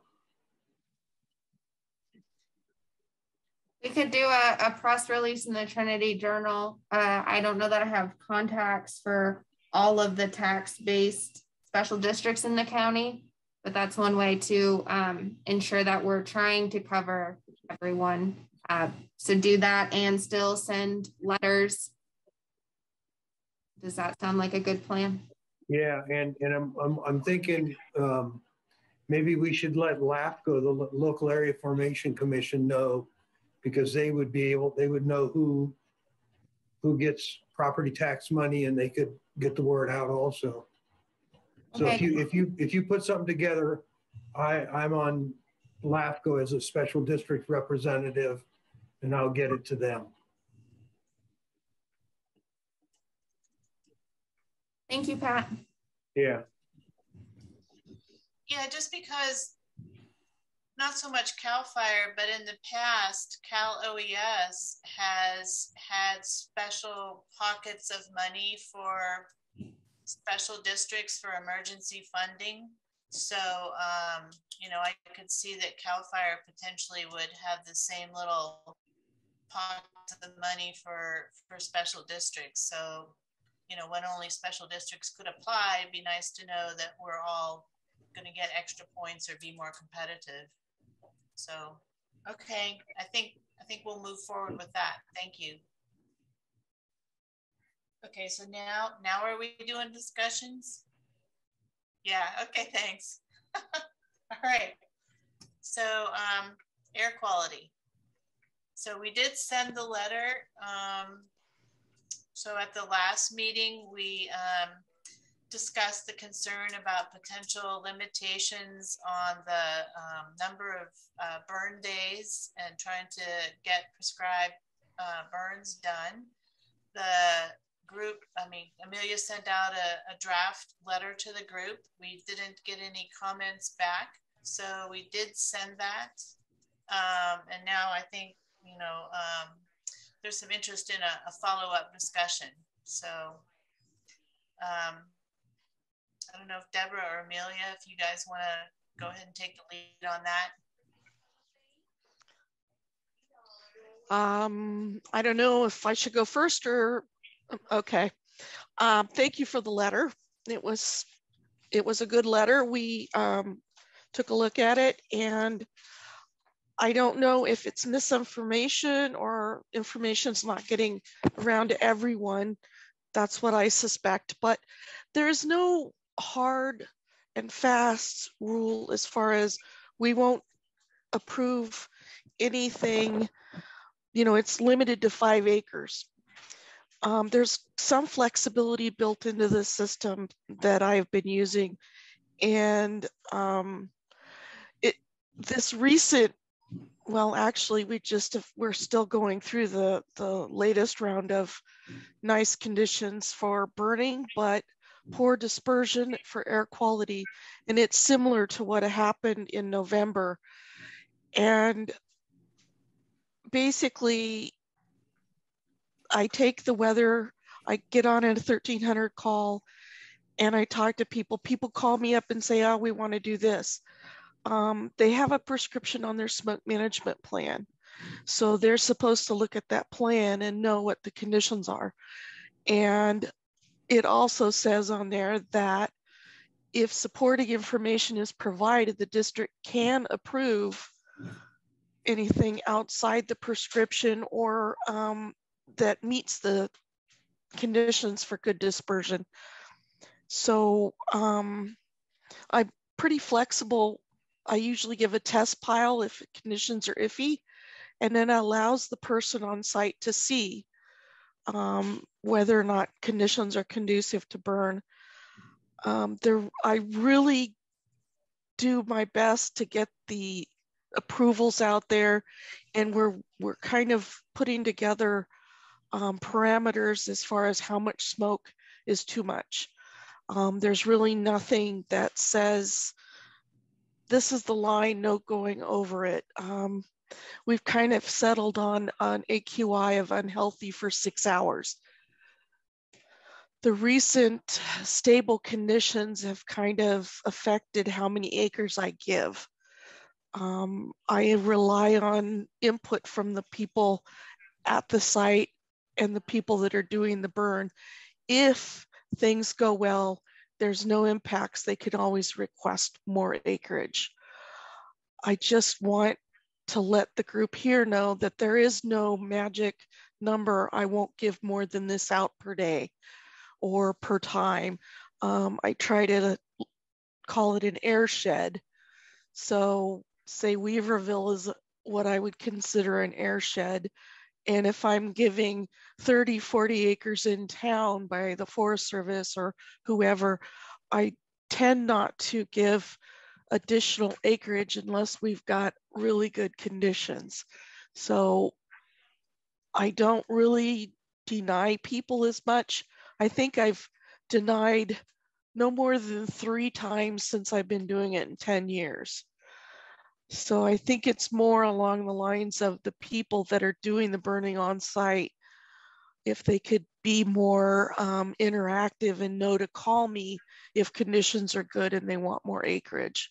So I just want you to know that it is not, there is some leeway in there, and I try to use it as much as possible, because I agree with what you said in the letter that limiting the amount of acreage per ignition will make the project go on a lot longer. And I agree with that. It's just that if the weather conditions don't support the additional acreage, and you will have impacts, you'll burn up the goodwill you have in the community. And so that's kind of how I look at things. And I'd be more than happy to answer any questions and, you know, be of help if you need it. Thanks, Deborah.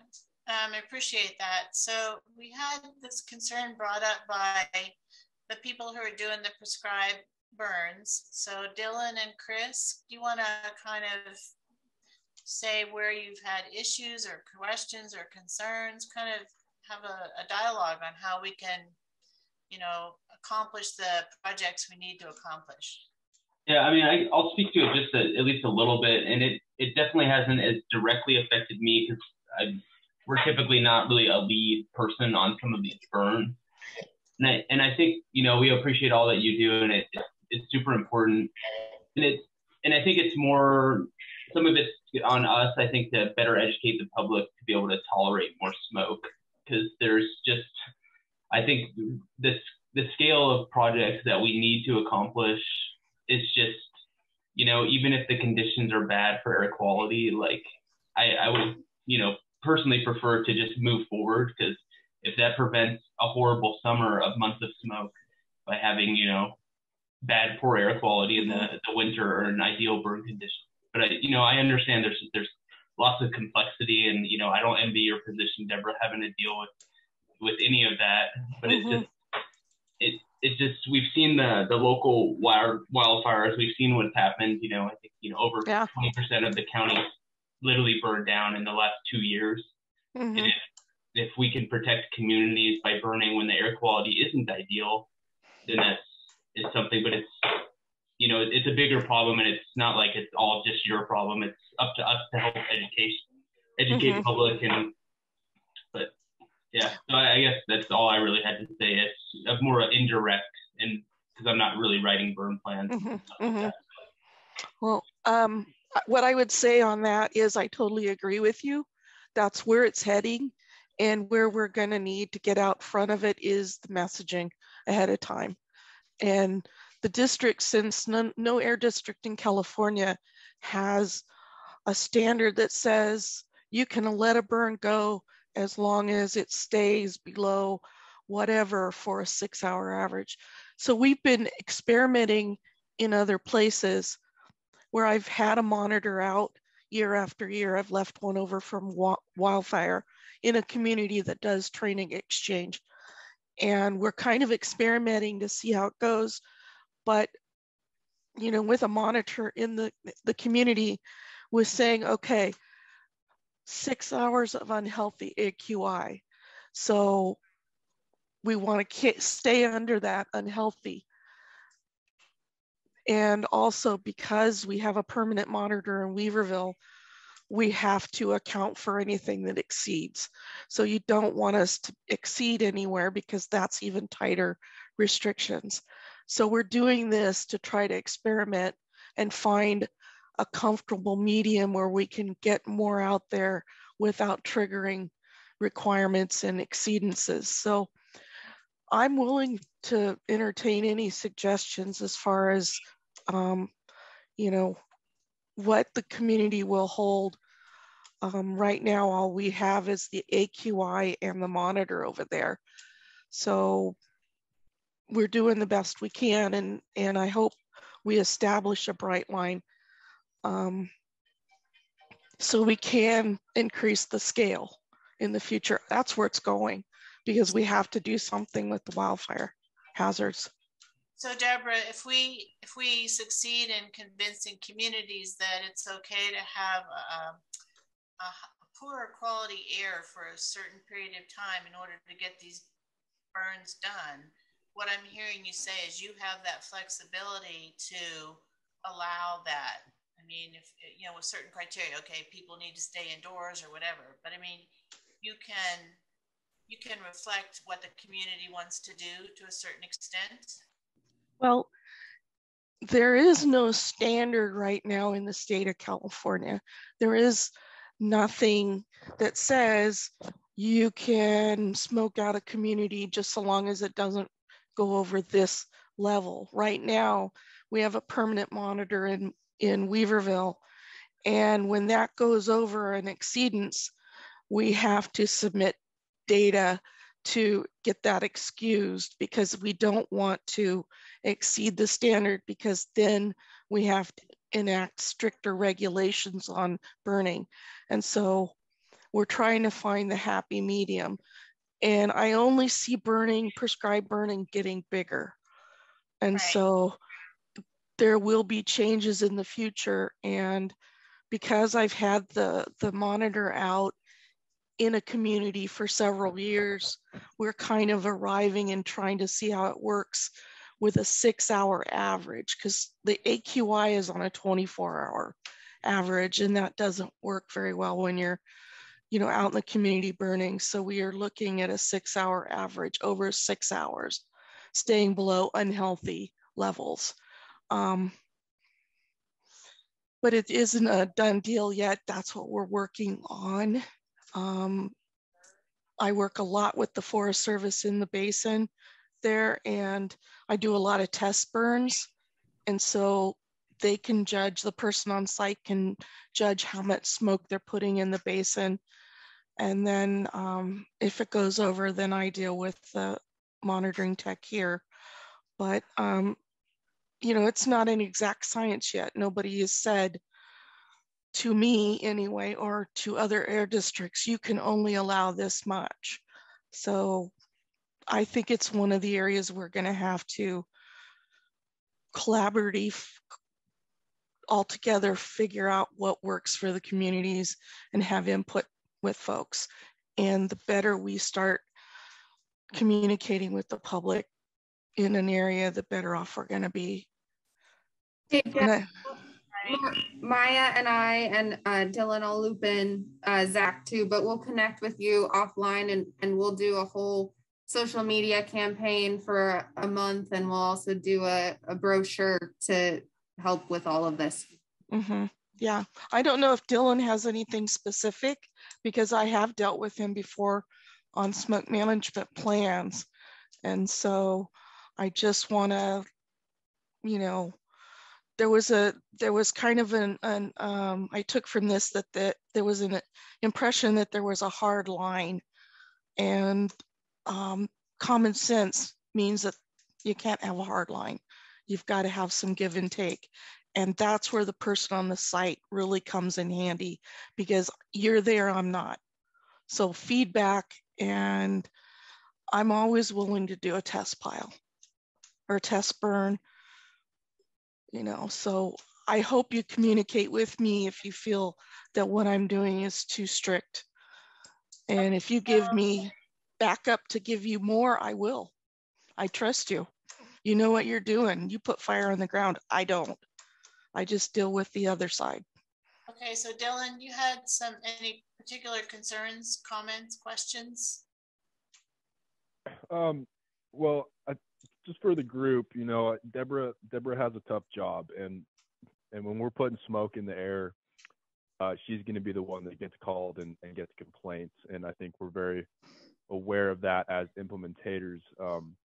So I do think that it comes down to this forum, this group, and the organizations to do the outreach. And the reality is, and a lot of people don't want to accept it, but you know, we live in a land of fire, and we have to learn how to use fire, live with fire, and deal with the smoke that comes with it. You go to states like Georgia or Florida, and there's smoke in the air every single day, and they burn every single day they can. And I really hope we get to that point as as a group where we're taking advantage of every single burn window that we can. And that's really the big thing is our windows are limited.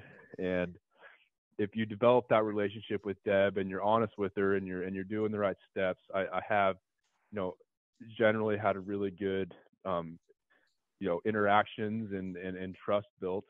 I just think that to increase the scale and really make an impact, that we have to, work with the people in the community who are, going to be calling Deb, and it's a hard subject. And I think over the last, all of us experienced some of the worst smoke I've ever, August was just absolutely horrendous. So I think what Deb's talking about, like, if we can try to set some standards, I think the purple air sensors are a really cool kind of next step, because you can see the air quality in real time. And if we put those in areas that we care about, like on the schools and near the hospitals, like maybe that can help us, make our case to Deb, like, hey, I realize that maybe the winds that or the weather prescriptions that you're reading are saying this, but I feel like a lot of the times conditions in Weaverville can be a certain way, and then you're in Hayfork and it's completely different, or Hayfork's socked in and Weaverville's not, and so like having that day-to-day flexibility is super important. And I think it takes all of us, and I think we all understand, what we're trying to do and the impacts it has on the communities. But I think trying to set some type of standard, I mean, that's not on Deborah, that's on the, California Air Quality District as a whole, as far as I understand. But it would be nice to, when we do have a window and we do want to either burn piles, like have a certain threshold where it's like, hey, if we're putting this much smoke in a community for 6 hours, like I realize that it's going to have some impacts, but anyone that dealt with the smoke this August in the county, I mean, you couldn't even go outside without your eyes burning. And then I think it's tough for us when, we want to do some pile burning and we're trying to follow the rules, and, people are, they don't realize, like, they're burning wood in their wood stoves and they're putting smoke out into the atmosphere too. And then you got people that aren't following the rules and they're just burning piles because they're just burning piles and they're in Trinity County, and it's, hard to enforce and regulate. And so I just, I appreciate you, Deb, and I, I've always been impressed with your willingness to give, at least a test burn and, let the person on the ground make the decision.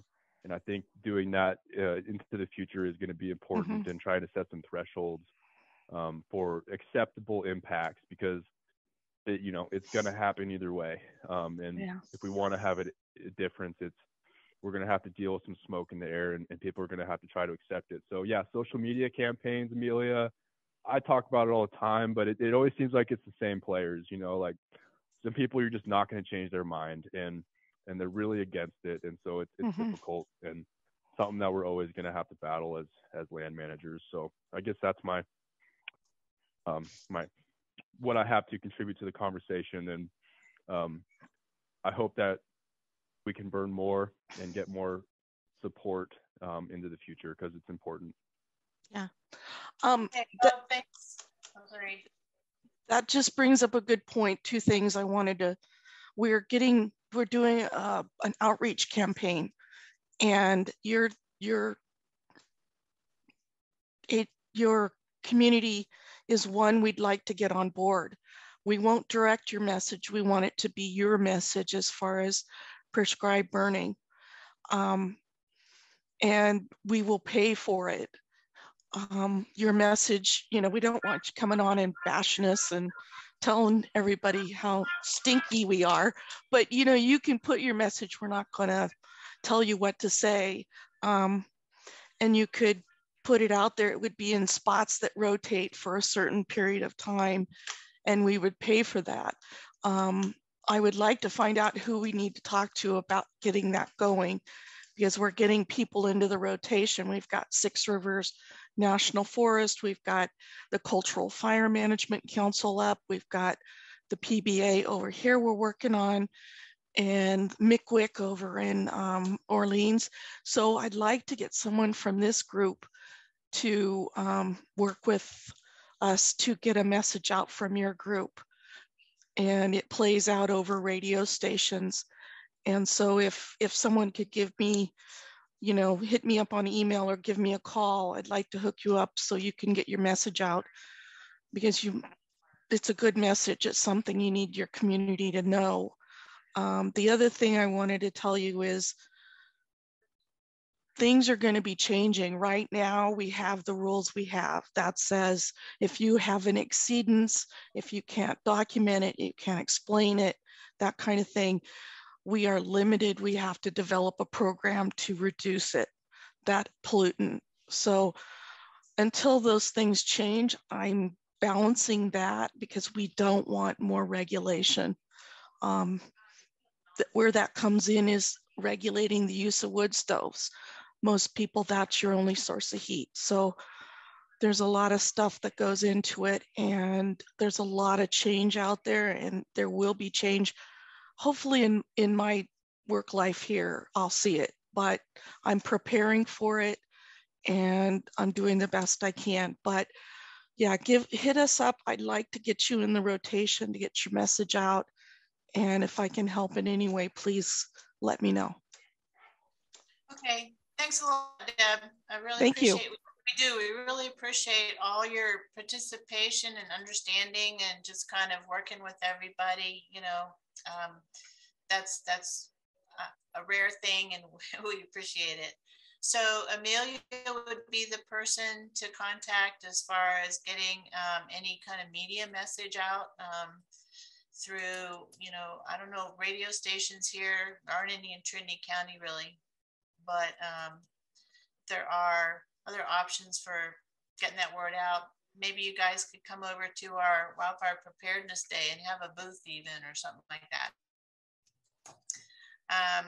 Okay, so we're at the 3 o'clock, after the 3 o'clock limit, which is where we normally kind of start wrapping things up. Normally we would go through a kind of agency by agency update.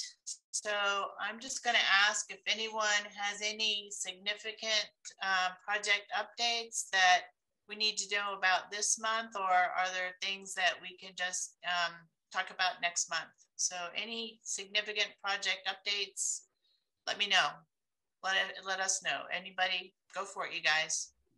I just nothing. I think it's significant for us, and I'll make it super brief. But we were able to bring a crew back on in early January, and so we have one active working crew. I think lots of people kind of are aware through other means, but in case anybody didn't know, we do have one active 4-person crew, and then mid-February we're planning on bringing on a second crew, and then hopefully 2 more crews after that, early March.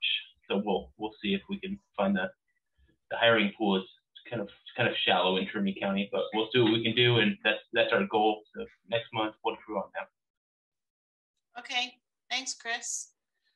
Any other significant project updates? Dylan?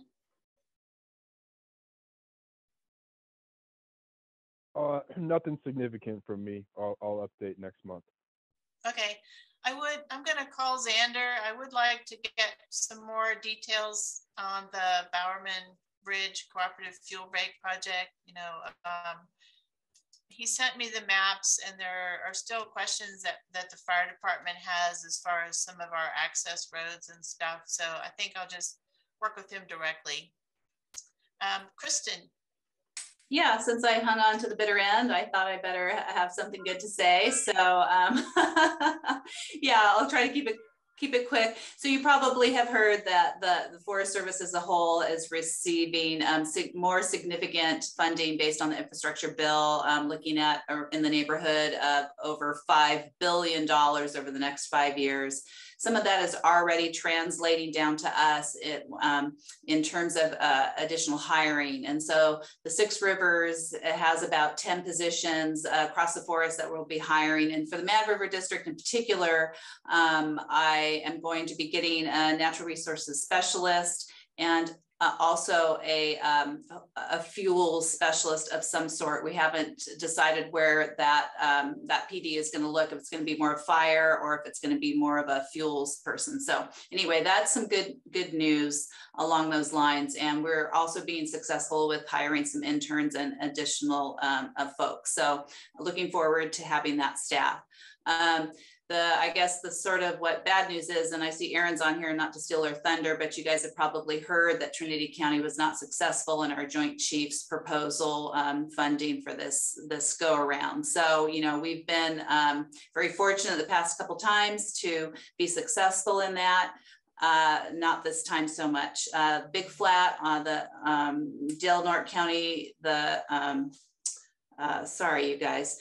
Trying to talk too fast. The Gasky Ranger District, they were successful with their Big Flat project. However, we will be getting that additional funding through the infrastructure bill, so I don't think it'll be that big of a deal.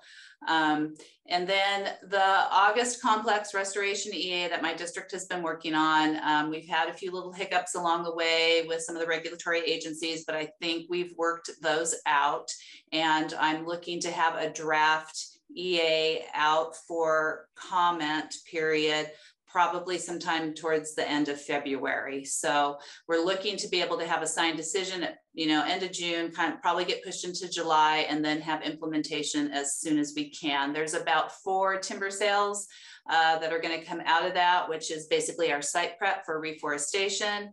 And of course, you know, as time goes on, the viability of that standing timber is declining, but we're still there. So anyway, lots to come on the district. Thank you very much for having this meeting today. And, you know, Nancy has stayed on here as well, and she's been engaged with the group in my neighborhood that is the Southern Trinity chapter of this Fire Safe Council. And so we're continuing to help move them along and give them support as well. So thanks for listening. Thanks for hanging in there. Okay, let's see. So Erin, did you want to do a project update?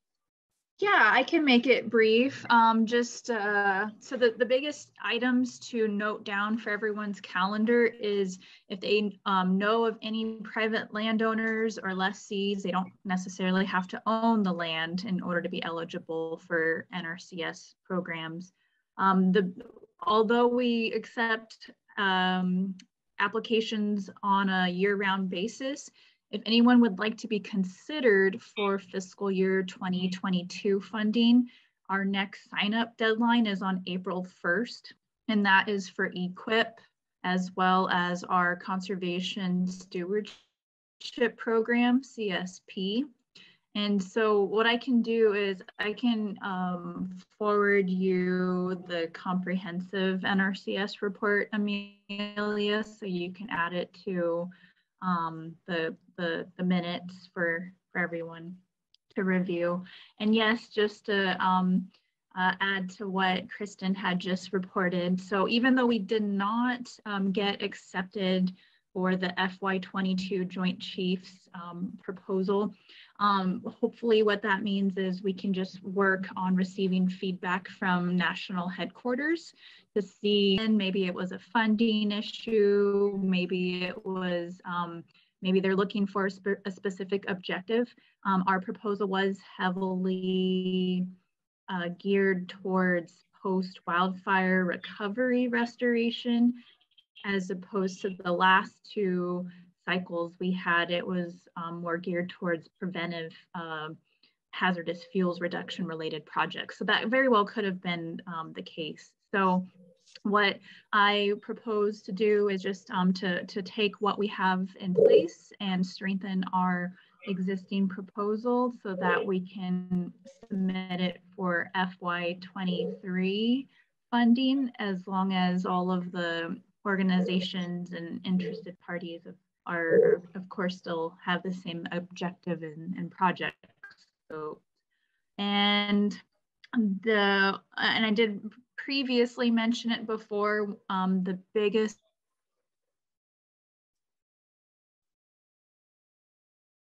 ongoing high priority project that our Trinity County Department of Transportation in regards to the Coffee Creek debris flow. So hopefully expected to start within the next few weeks, pending cultural resources from SHPO. So hopefully we can see the project take place here sometime in February. Other than that, I think the rest we can save to report for next month's meeting. Thank you. And thank you for everyone's contributions and collaboration for writing the Joint Chiefs proposal. I know many of you on the call here had delved into words and hard labor actually put into it. So thank you.